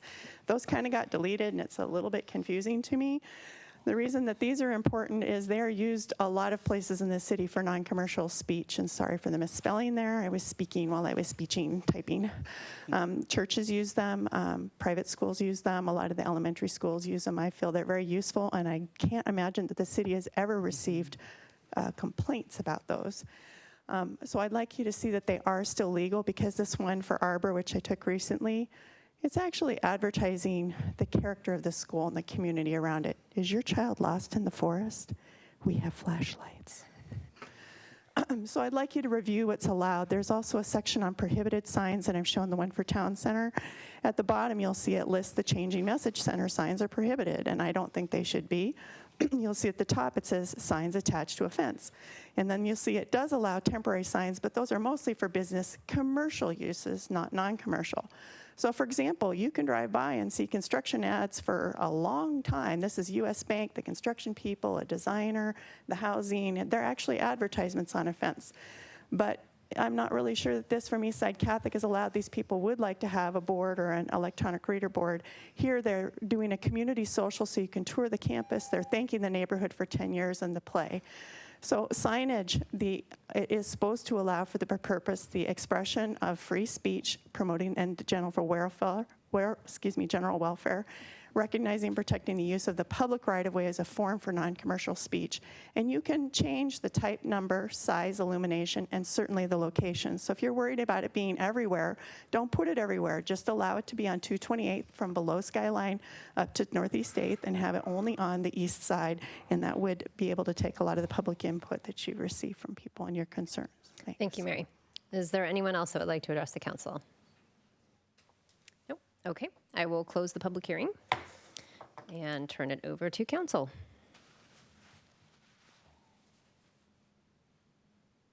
Unless staff is going to give us more. No? Okay. Does anyone have any comments? I've got a question. Go ahead.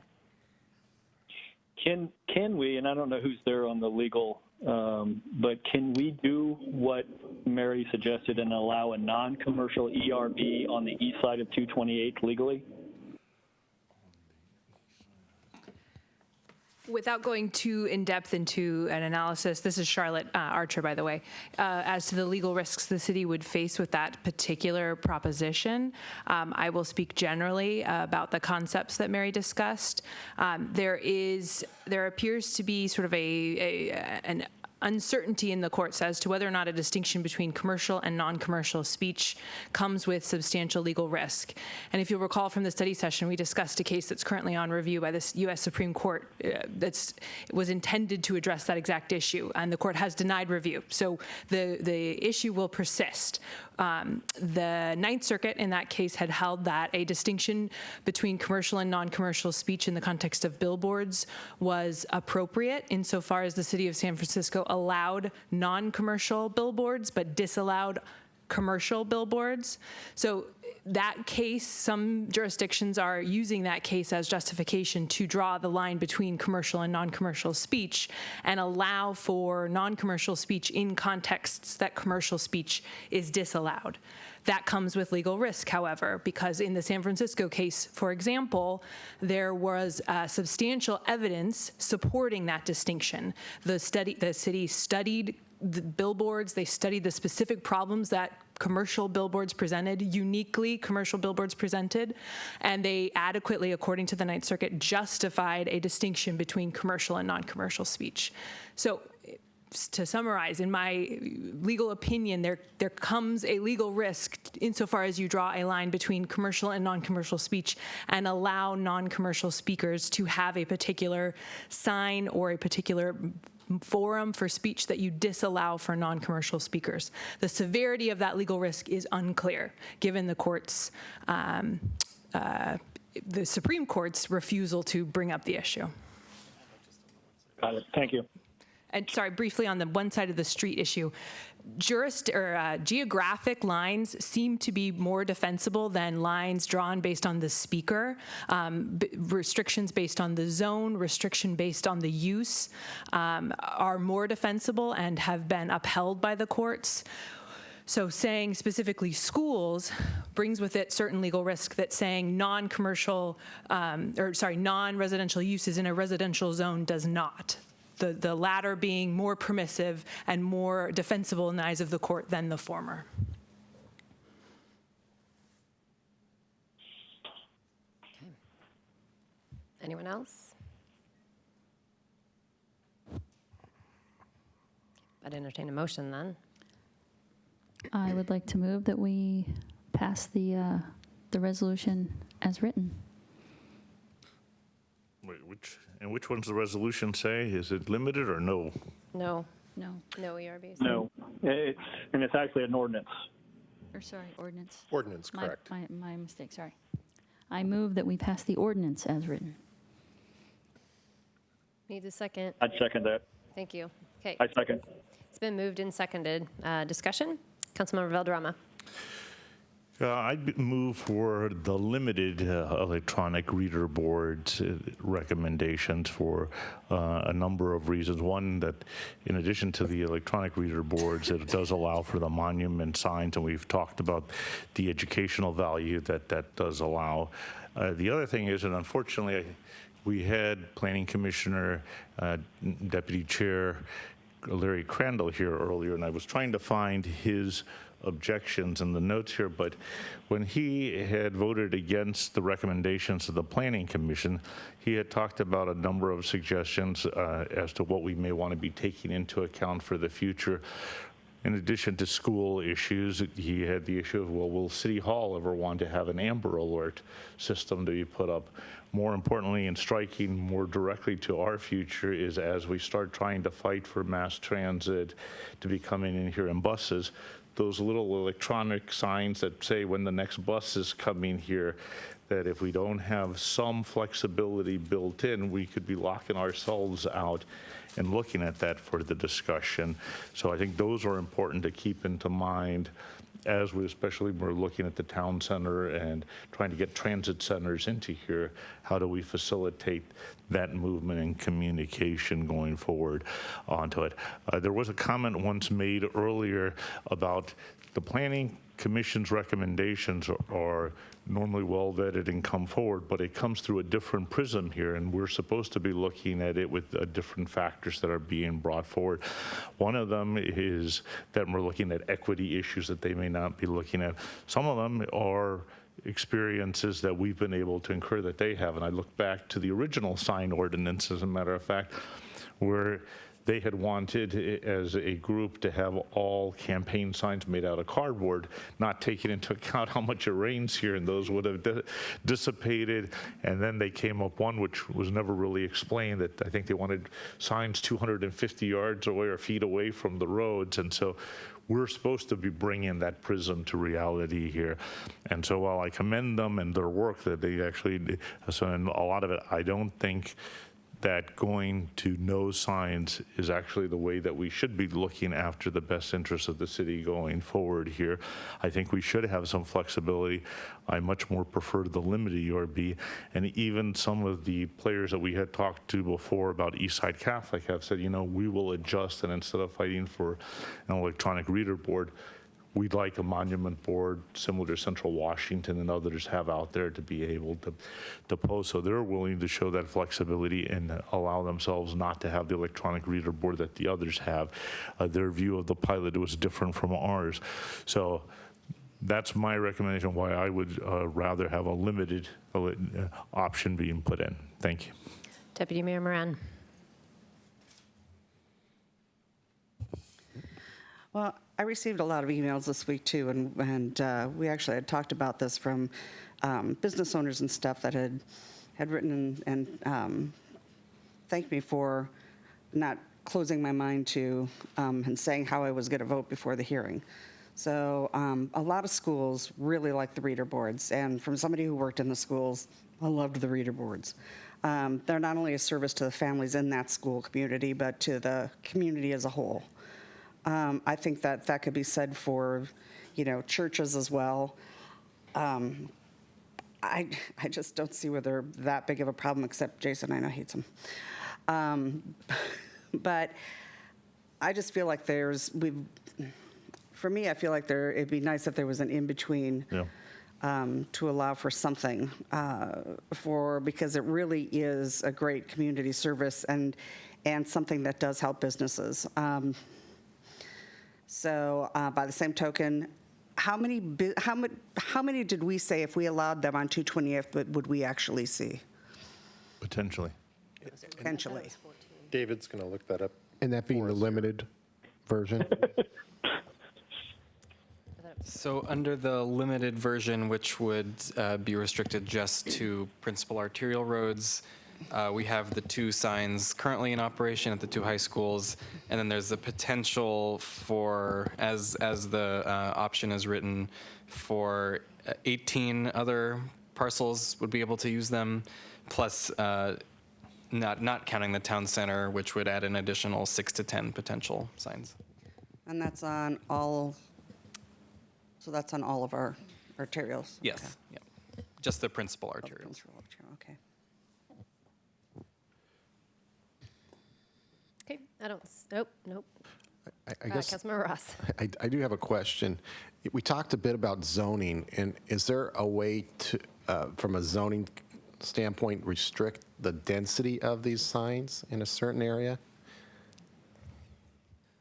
So do you mean in terms of, if there's 2 parcels that could have one next to each other, or having some way to... Right, first in gets the, a radius, or trying to, maybe that would thin it out a bit and maybe better distribute it. May not be fair, those are late to the game, but I'm just thinking of options we're talking about. Is there any type of middle ground that can help best disperse this so we don't have total infiltration of the signage? What comes to mind for me, I suppose, is perhaps a challenge is that, certain properties have different, different dimensions and different length along the principal arterial that might be hard to have one number apply uniformly across the board that wouldn't result in certain property owners not being able to have one because they didn't get in before the other one. So, go ahead. That would be my thought. I'm sure we could maybe.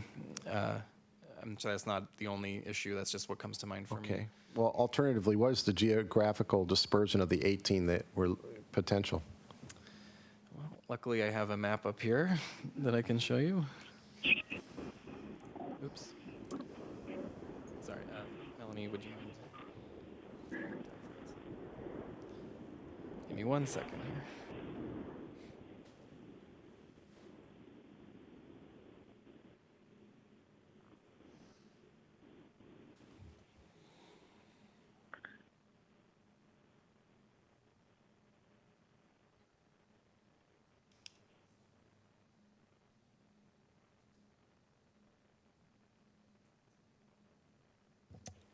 So this map shows all of the properties. Oop, actually, this is the wrong one. I apologize. Oh, here it is. Sorry.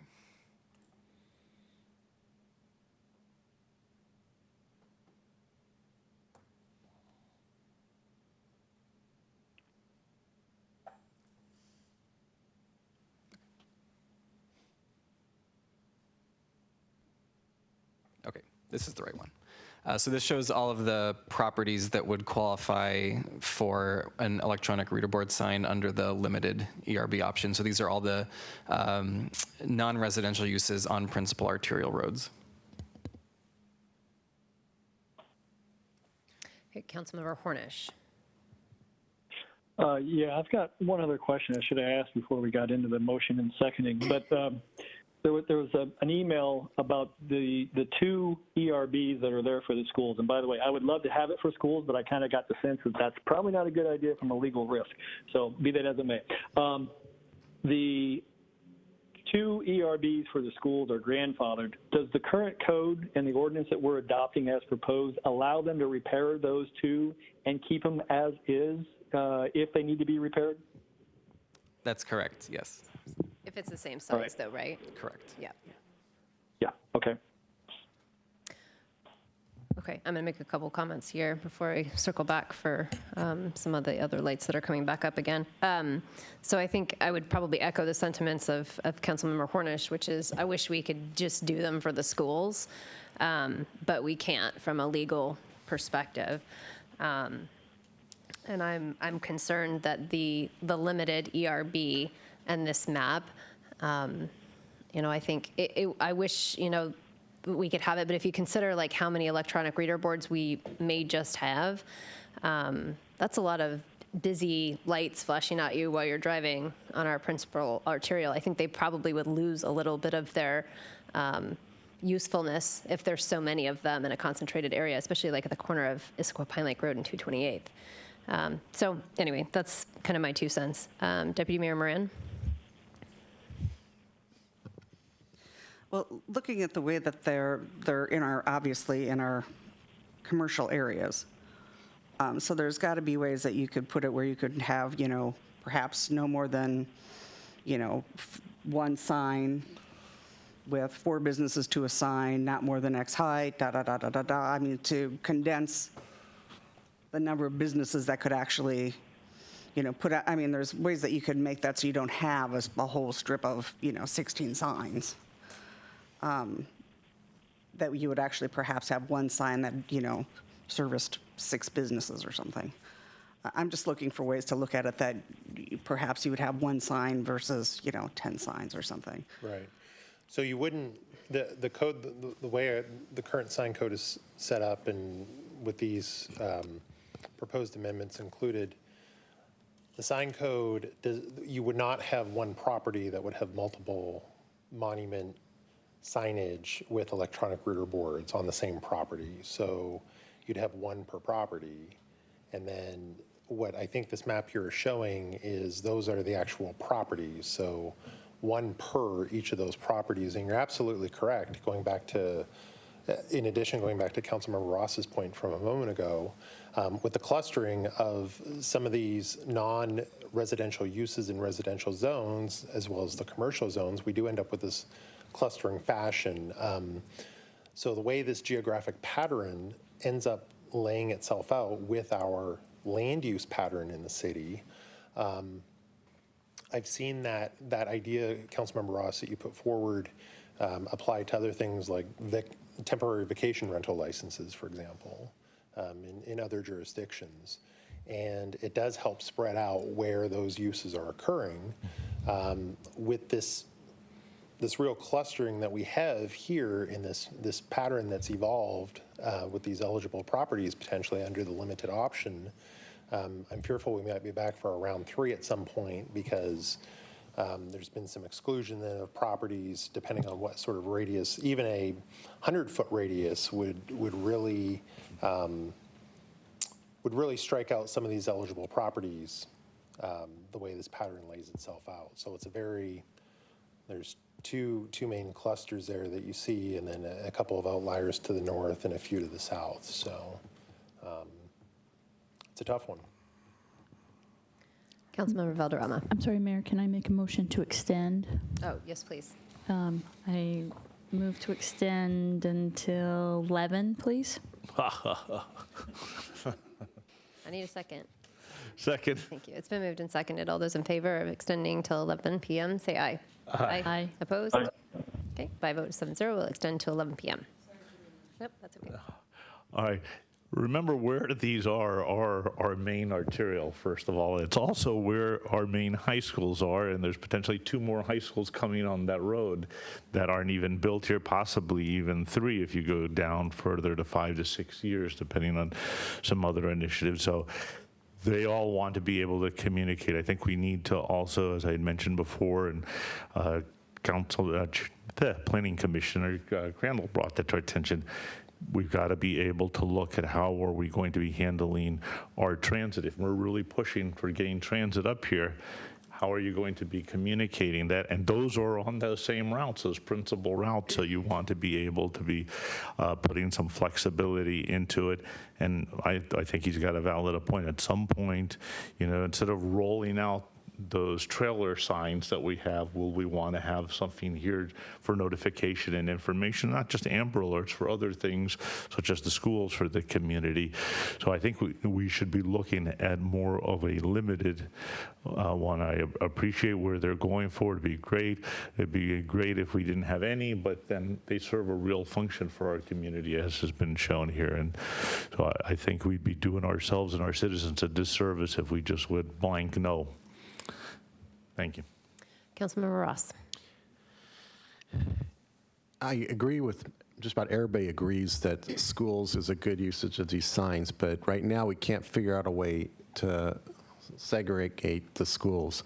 The other part is we have a potential proliferation in a dense area, which may not be desirable.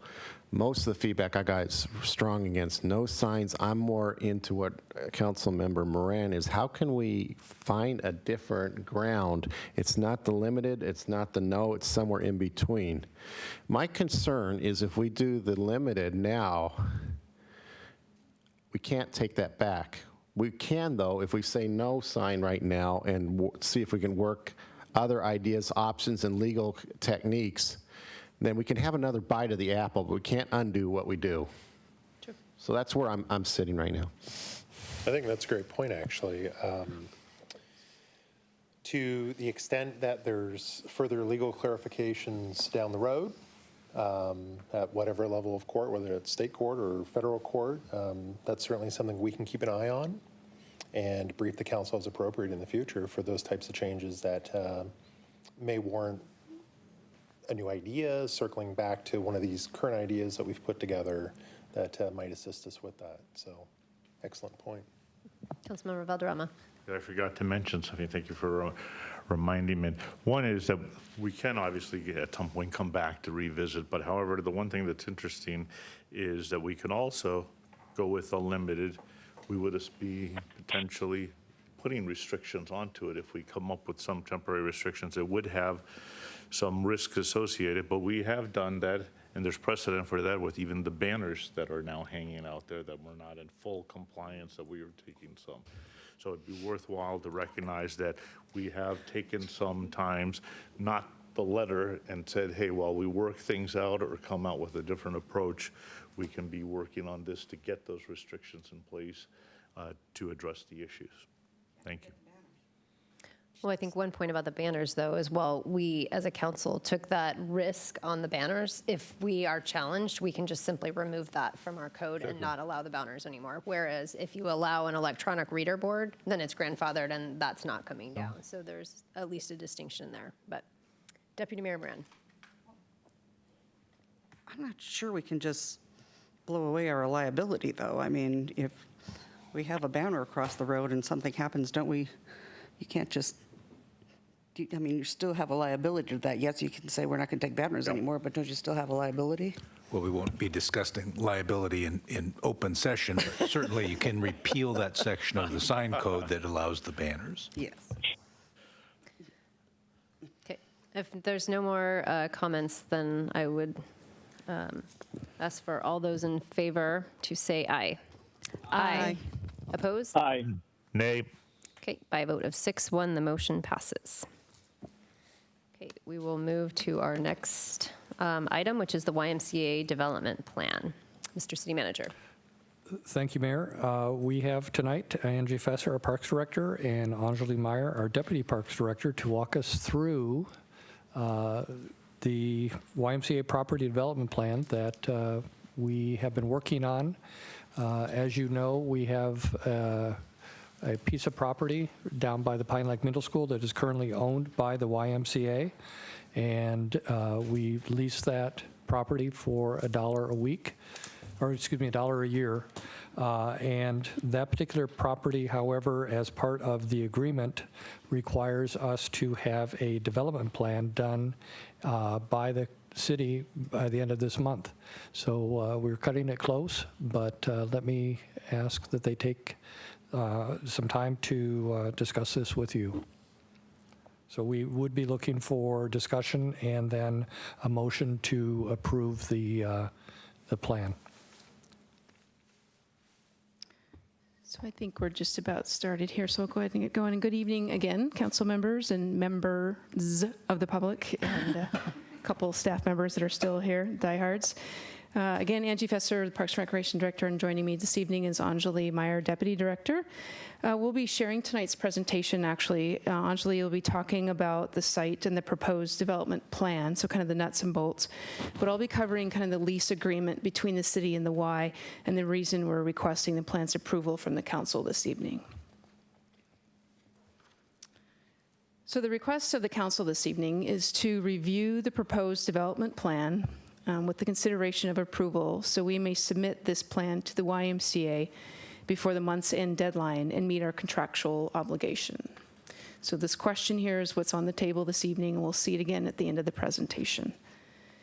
So this evening's presentation, real quickly, I'll kind of provide an overview of the city and the YMCA lease, and then Anjali will summarize the preliminary site analysis to familiarize yourself again with the property. We'll do a recap of the council direction history, kind of what we've done in the past. We'll present some of the results of the land acquisition strategy and the pro plan that support this proposed design. And then we'll look again to council for direction at the end of the presentation here. So real quickly, just to get dialed into the site, it sits on 228th. It's about 2 miles south of City Hall, and it's actually surrounded on 3 sides by the Issaquah School District property, including Pine Lake Middle School to the north and the bus barn to the east.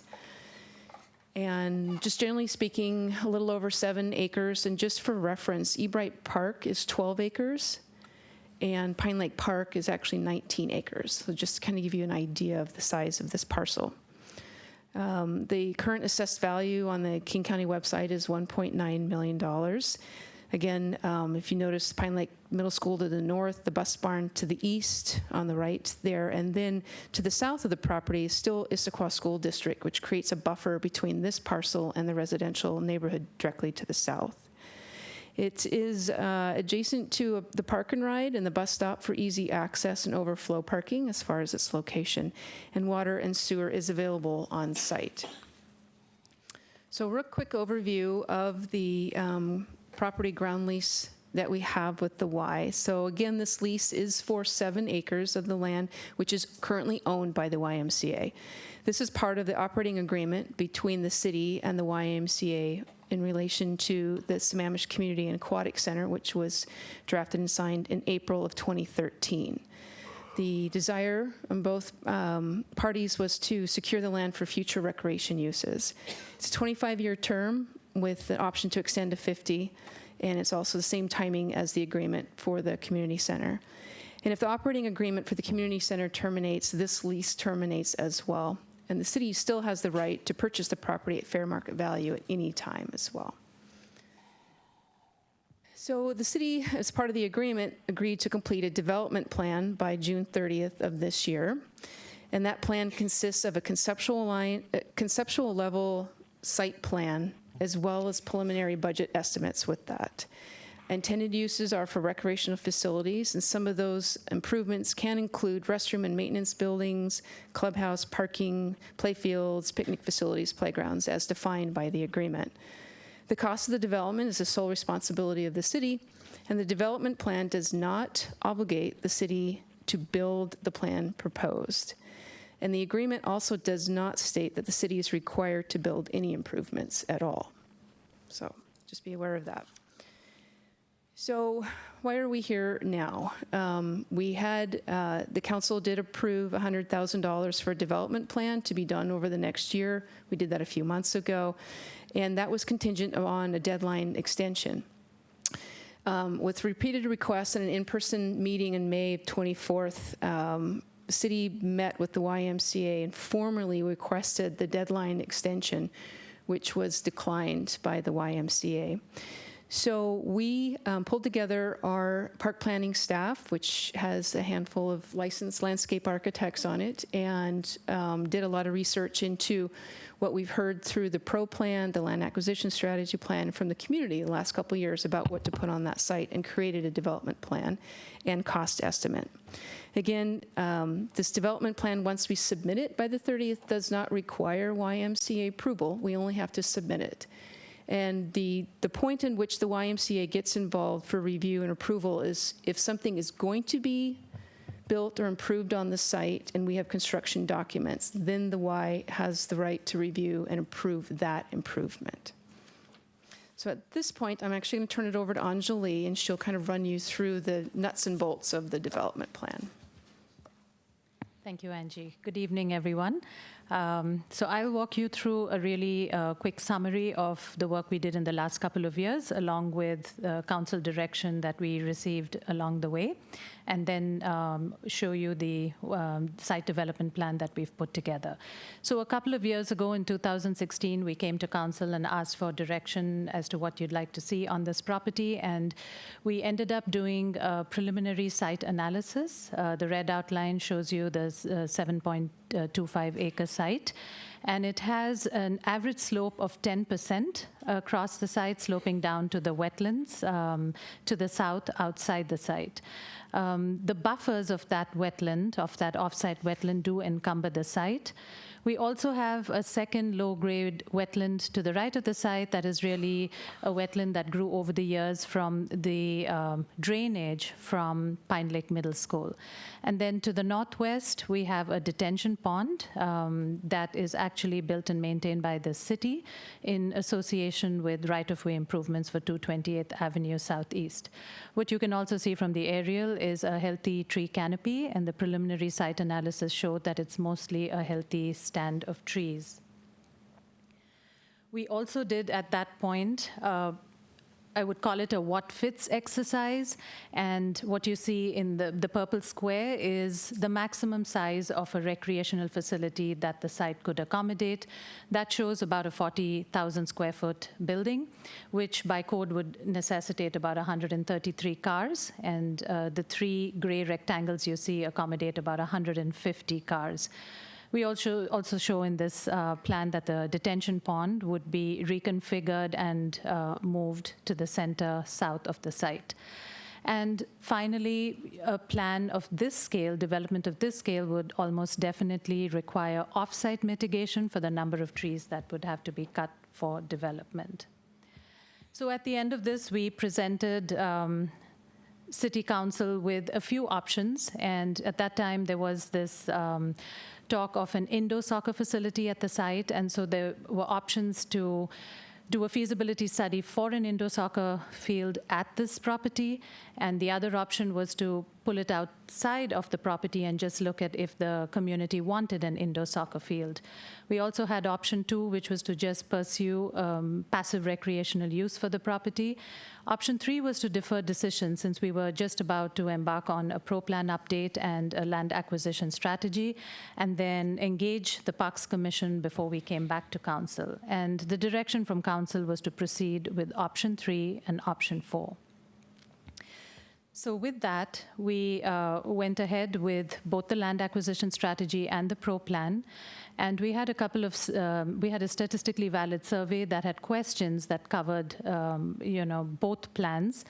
And in relation to land acquisition, as you can see from this graph, passive use and preservation clearly outweighed active use for the community's priorities related to acquisition. And passive recreation use would include trails and wildlife viewing. And preservation and open space would really be preserving tree canopy, preserving wetlands and sensitive areas with ecological benefits, and linking stream corridors. As for the pro plan results, the top 3 recommendations of the pro plan are shown to the left of the slide. It is for acquisition of open space preservation, development of parks and trail connections, and recreational programming. And furthermore, there are several goals and objectives that support passive development and trails on our park sites. So with that, we went back to the Parks Commission in January of this year, and there were 2 motions. One was based on our understanding that an indoor field house was not a priority for the community. There was a motion not to pursue the feasibility study for an indoor field house within the Sammamish community at this time. And a second motion for the development plan for the YMCA property to include potential passive recreation on the property. And both motions passed unanimously at that meeting. So we brought those recommendations to City Council in April of this year, and at the end of that presentation, the guidance from Council was to go back and renegotiate with the YMCA to extend the deadline, and I apologize, I have a wrong date here. It was to extend it by a year, from June 30th of this year to June 30th of next year, and also to work on a development plan in that 1 year for passive recreational use on the property. As Angie mentioned, we were unsuccessful in getting that extension, and so the Parks Planning team got together and have for you a site development plan. So this site development plan is really a concept. It is not a fully engineered plan, but it shows you what we would intend to accommodate on the site and the expected price tag if we were to build it this year. To the north, you have a parking lot that's shown in gray. I don't know if you can see my laser pointer on your screen, but shows a drive in and out and space for about 20 cars. Again, we wouldn't necessarily build all 20 cars in phase 1. Beaver Lake Preserve has built out half of what the final master plan shows, so we could build 10 cars initially. A parking lot for 10 cars. And then one of the things we would be required to do, like any other developer, is the right-of-way improvements along 228th, which would include a sidewalk, your planter strip, and gets a little tricky as grades drop towards where the stream crosses. We would also have a sidewalk along the north edge to allow people a safe way to walk into the site. And then what you see in the purple box and the brown around it is what we propose as a recreational facility. It's really an environmental education center. We anticipate roughly 3,500 square feet. And the images are, to help you see what we anticipate this would look like. It would have large barn doors or doors that would extend to allow the spaces to extend to the outdoors. They would be equipped with all audio-visual equipment. Other amenities within this building would include restrooms and storage space and a large outdoor deck. To the south, as the grades drop, we are proposing a gathering area, and that could take shape in the form of a small amphitheater, potentially a fire circle if we have enough clearance from the surrounding tree canopy to do that. If you recall the preliminary arborist report, there was a small cluster of trees with laminated root rot to the southeast of the site. And so what we're proposing in the clearing that we would get by removing those trees is a large deck. And we would also propose interpretive signage here that could educate people about the site, the sensitive areas, the wetlands, about the trees, the laminated root rot. And then finally, we are proposing a trail system. It is a small site. So with all the trails you see here, that would be about a half a mile of trail. So not very big.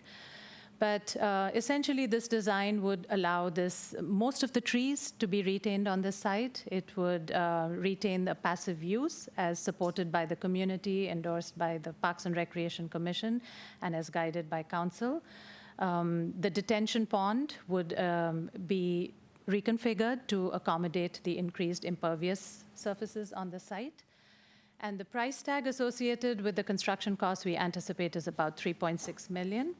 But then added to that, if you include all the engineering and survey costs, design costs, and contingencies, since this is a really early stage of design, we are indicating that the costs for the total project costs would be around $5.4 million if built this year. So with that, I will turn it back to Angie to wrap up the presentation before we open it up for questions. Thank you.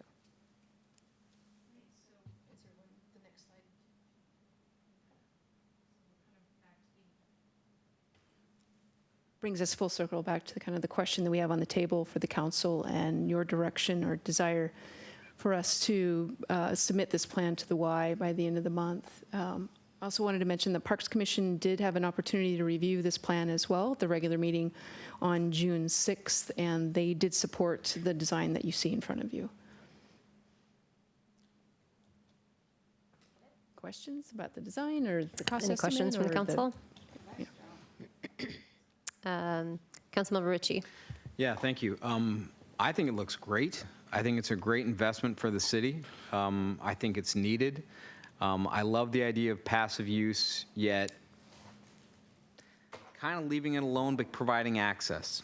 And I think that what you presented makes a lot of sense, and I don't like the price tag, but I understand, and it's an investment, and I think it'd be a shame if we let it go. It'd be a shame if we just kind of left it alone, but we can get something out of it too. And I mean, I live in Kalahani. We have a really great park system and trail system there, and it's something that my family utilizes quite a bit. And I think it's something that we would be wise to invest in at this point, so I support it. Thank you. Councilmember Stewart. Do we need a motion for this? Yes, we do. I would move that we approve this plan. Second. Okay, it's been moved and seconded. We'll move to discussion. Point of clarification, I think Angie has it on the question on her slide, authorize staff to submit it, dated blah, blah, blah, to the Y to comply with the ground lease agreement. I think that's what we're really trying to approve, correct? Not so much to approve this plan. Sorry, fair enough, Councilmember Hornish. Okay. I move that we authorize staff to submit the proposed plan to the YMCA. Still second? Okay. All right, Councilmember Ross. Yeah, point of clarification. I couldn't find it in the agreement, but when do we have to produce construction plans for their approval? Is there a time? We don't. Only if we intend to make improvements to the site. So 50 years from now? Okay. Somewhere in between there. Yeah. Hey, Deputy Mayor Moran. Given the time that you've had to turn this around, awesome job. Yeah, the Parks Planning staff did a great job. I locked them in a room and said, don't come out till you have something. But they did phenomenal work. Well, clearly They actually you were fed them excited because about they did it, a great so, job. Yeah, yeah. And I'll pass Did you that have on to the anything? rest of the team that worked on it. Okay. All those in favor, say aye. Aye. Aye. Opposed? Aye. Okay, by a vote of 7-0, it passes. Thank you Great. very Thank you, much. council. Thank you, Angie and Anjali. Yes, thank you. Okay, so next we have council reports and council committee reports. I'll start down at the end of the dais. Councilmember Ritchie, do you have a report?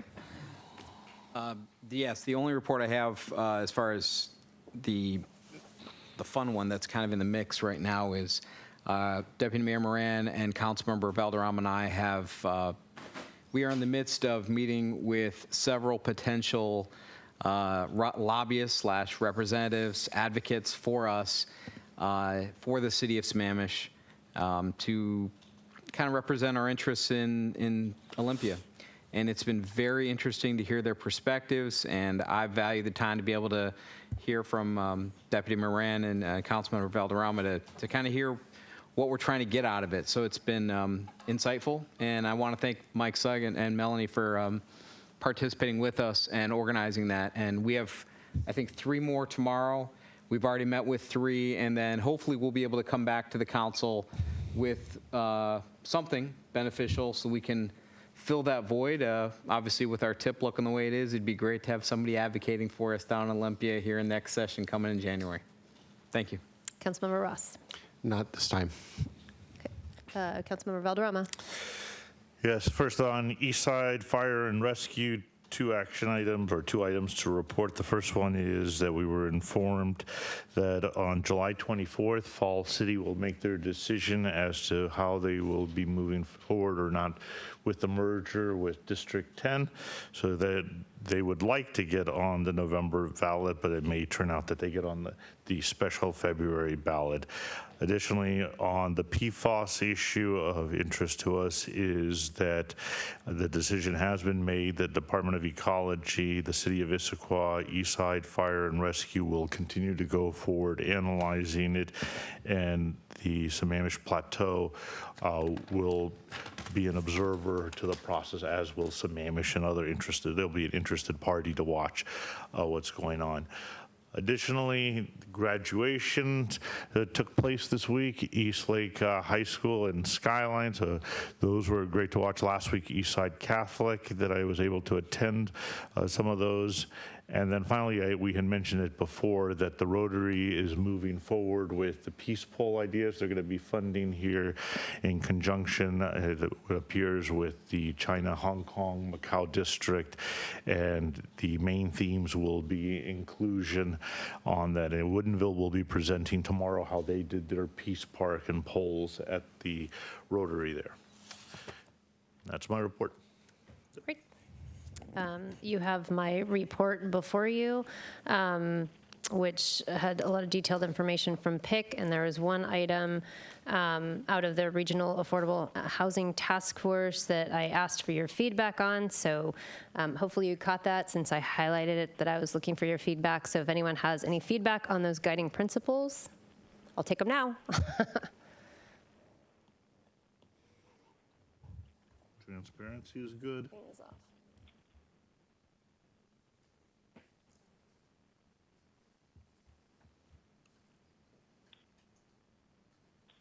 He's looking at it now, so I'm okay. Well, so is that we're good with that? Since okay.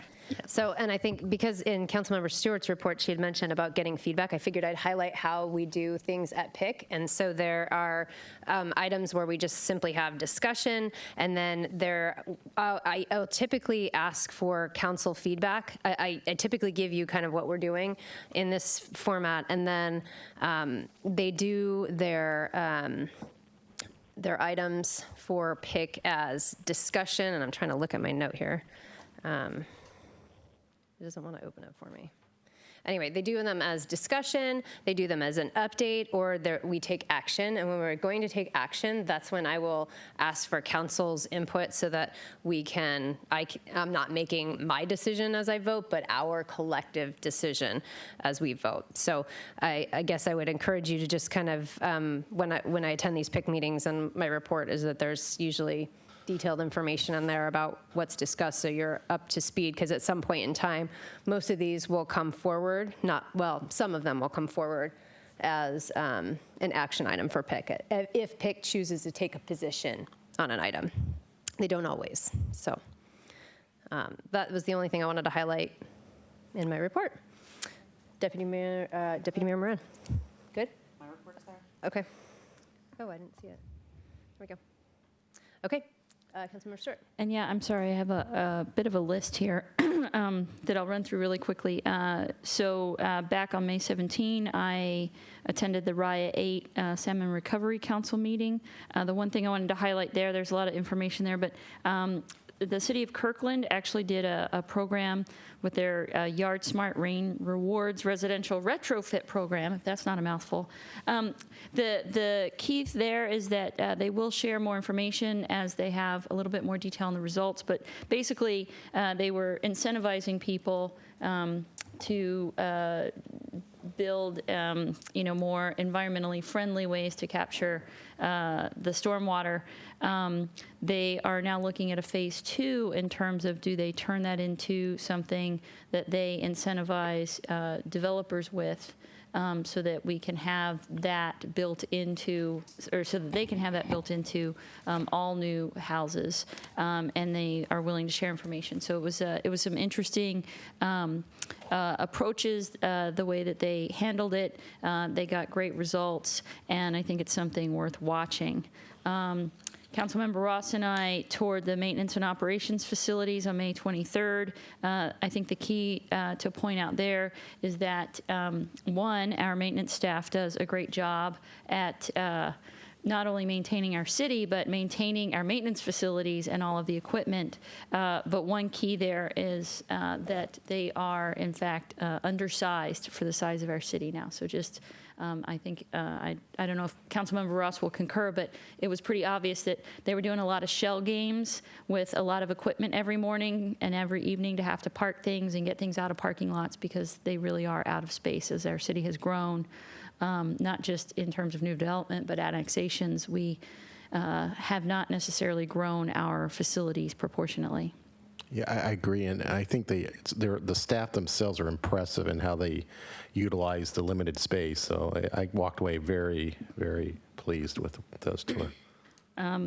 I wanted to point out, if people had missed it, that our police department and one of our staff members, Sarah Kimsey, got recognized at one of our community iftars, and I thought that was pretty exciting, that they work really hard to make an inclusive community there.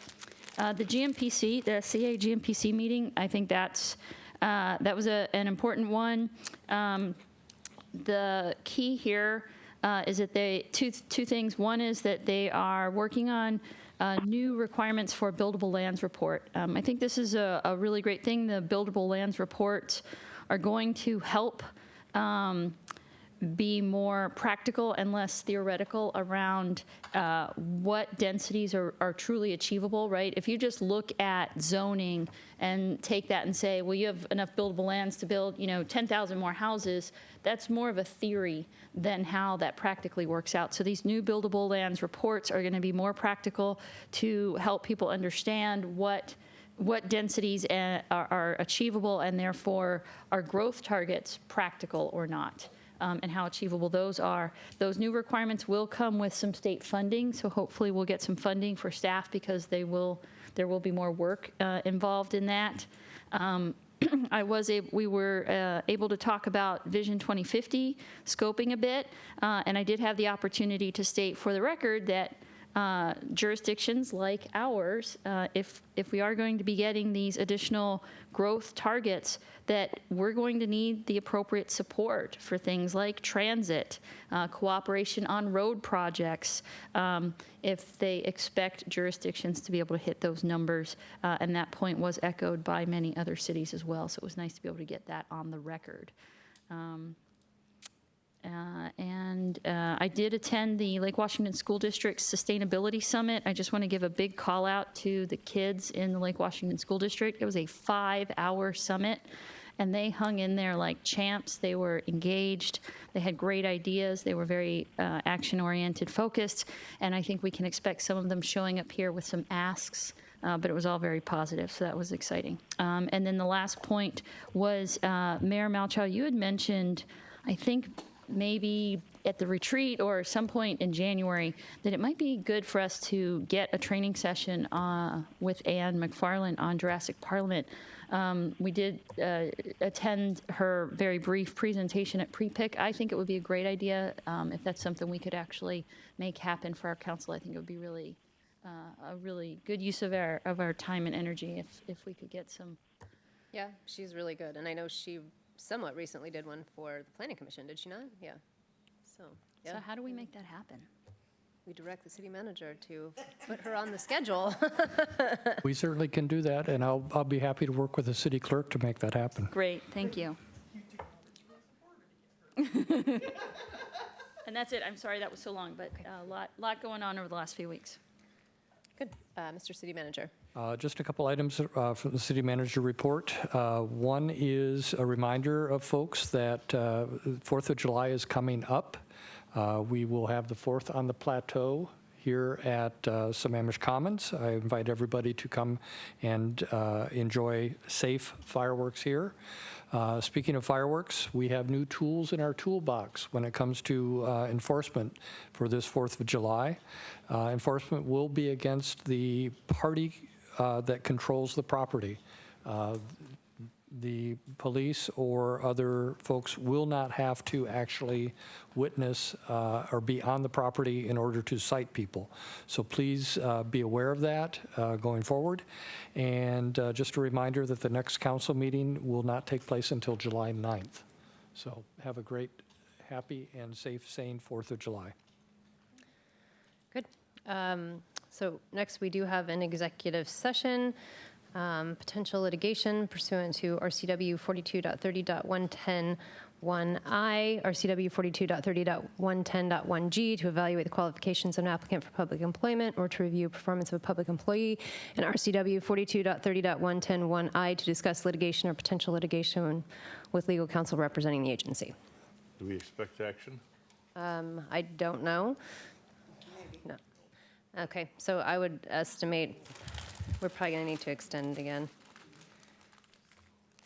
I would say probably an hour. Oh, I don't think it's a half hour. I would say an hour to be safe, which means we need to extend to 11:30 just to. You may want to do half an hour, and Well, then, we're already at, I mean, we or- have till 11. I'm just afraid we're going to be in there and then and then, run out and have to extend. okay. Right. So that's what I'm saying. So can we Okay. get a motion to extend to 11:30? Motion to extend to 11:30. Thank you. It's been moved and seconded. All those in favor, say aye. Aye. Okay. Aye. 6-0. We're extending to 11:30.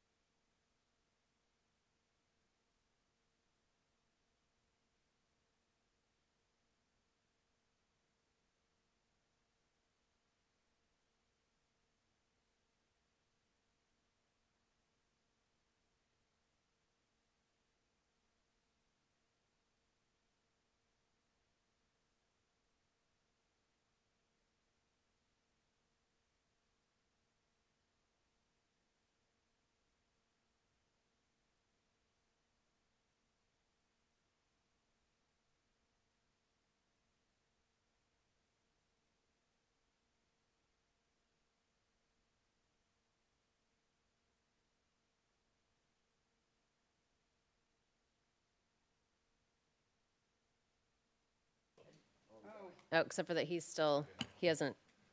Move to adjourn? No, he's still on. Oh, he's not on yet? No.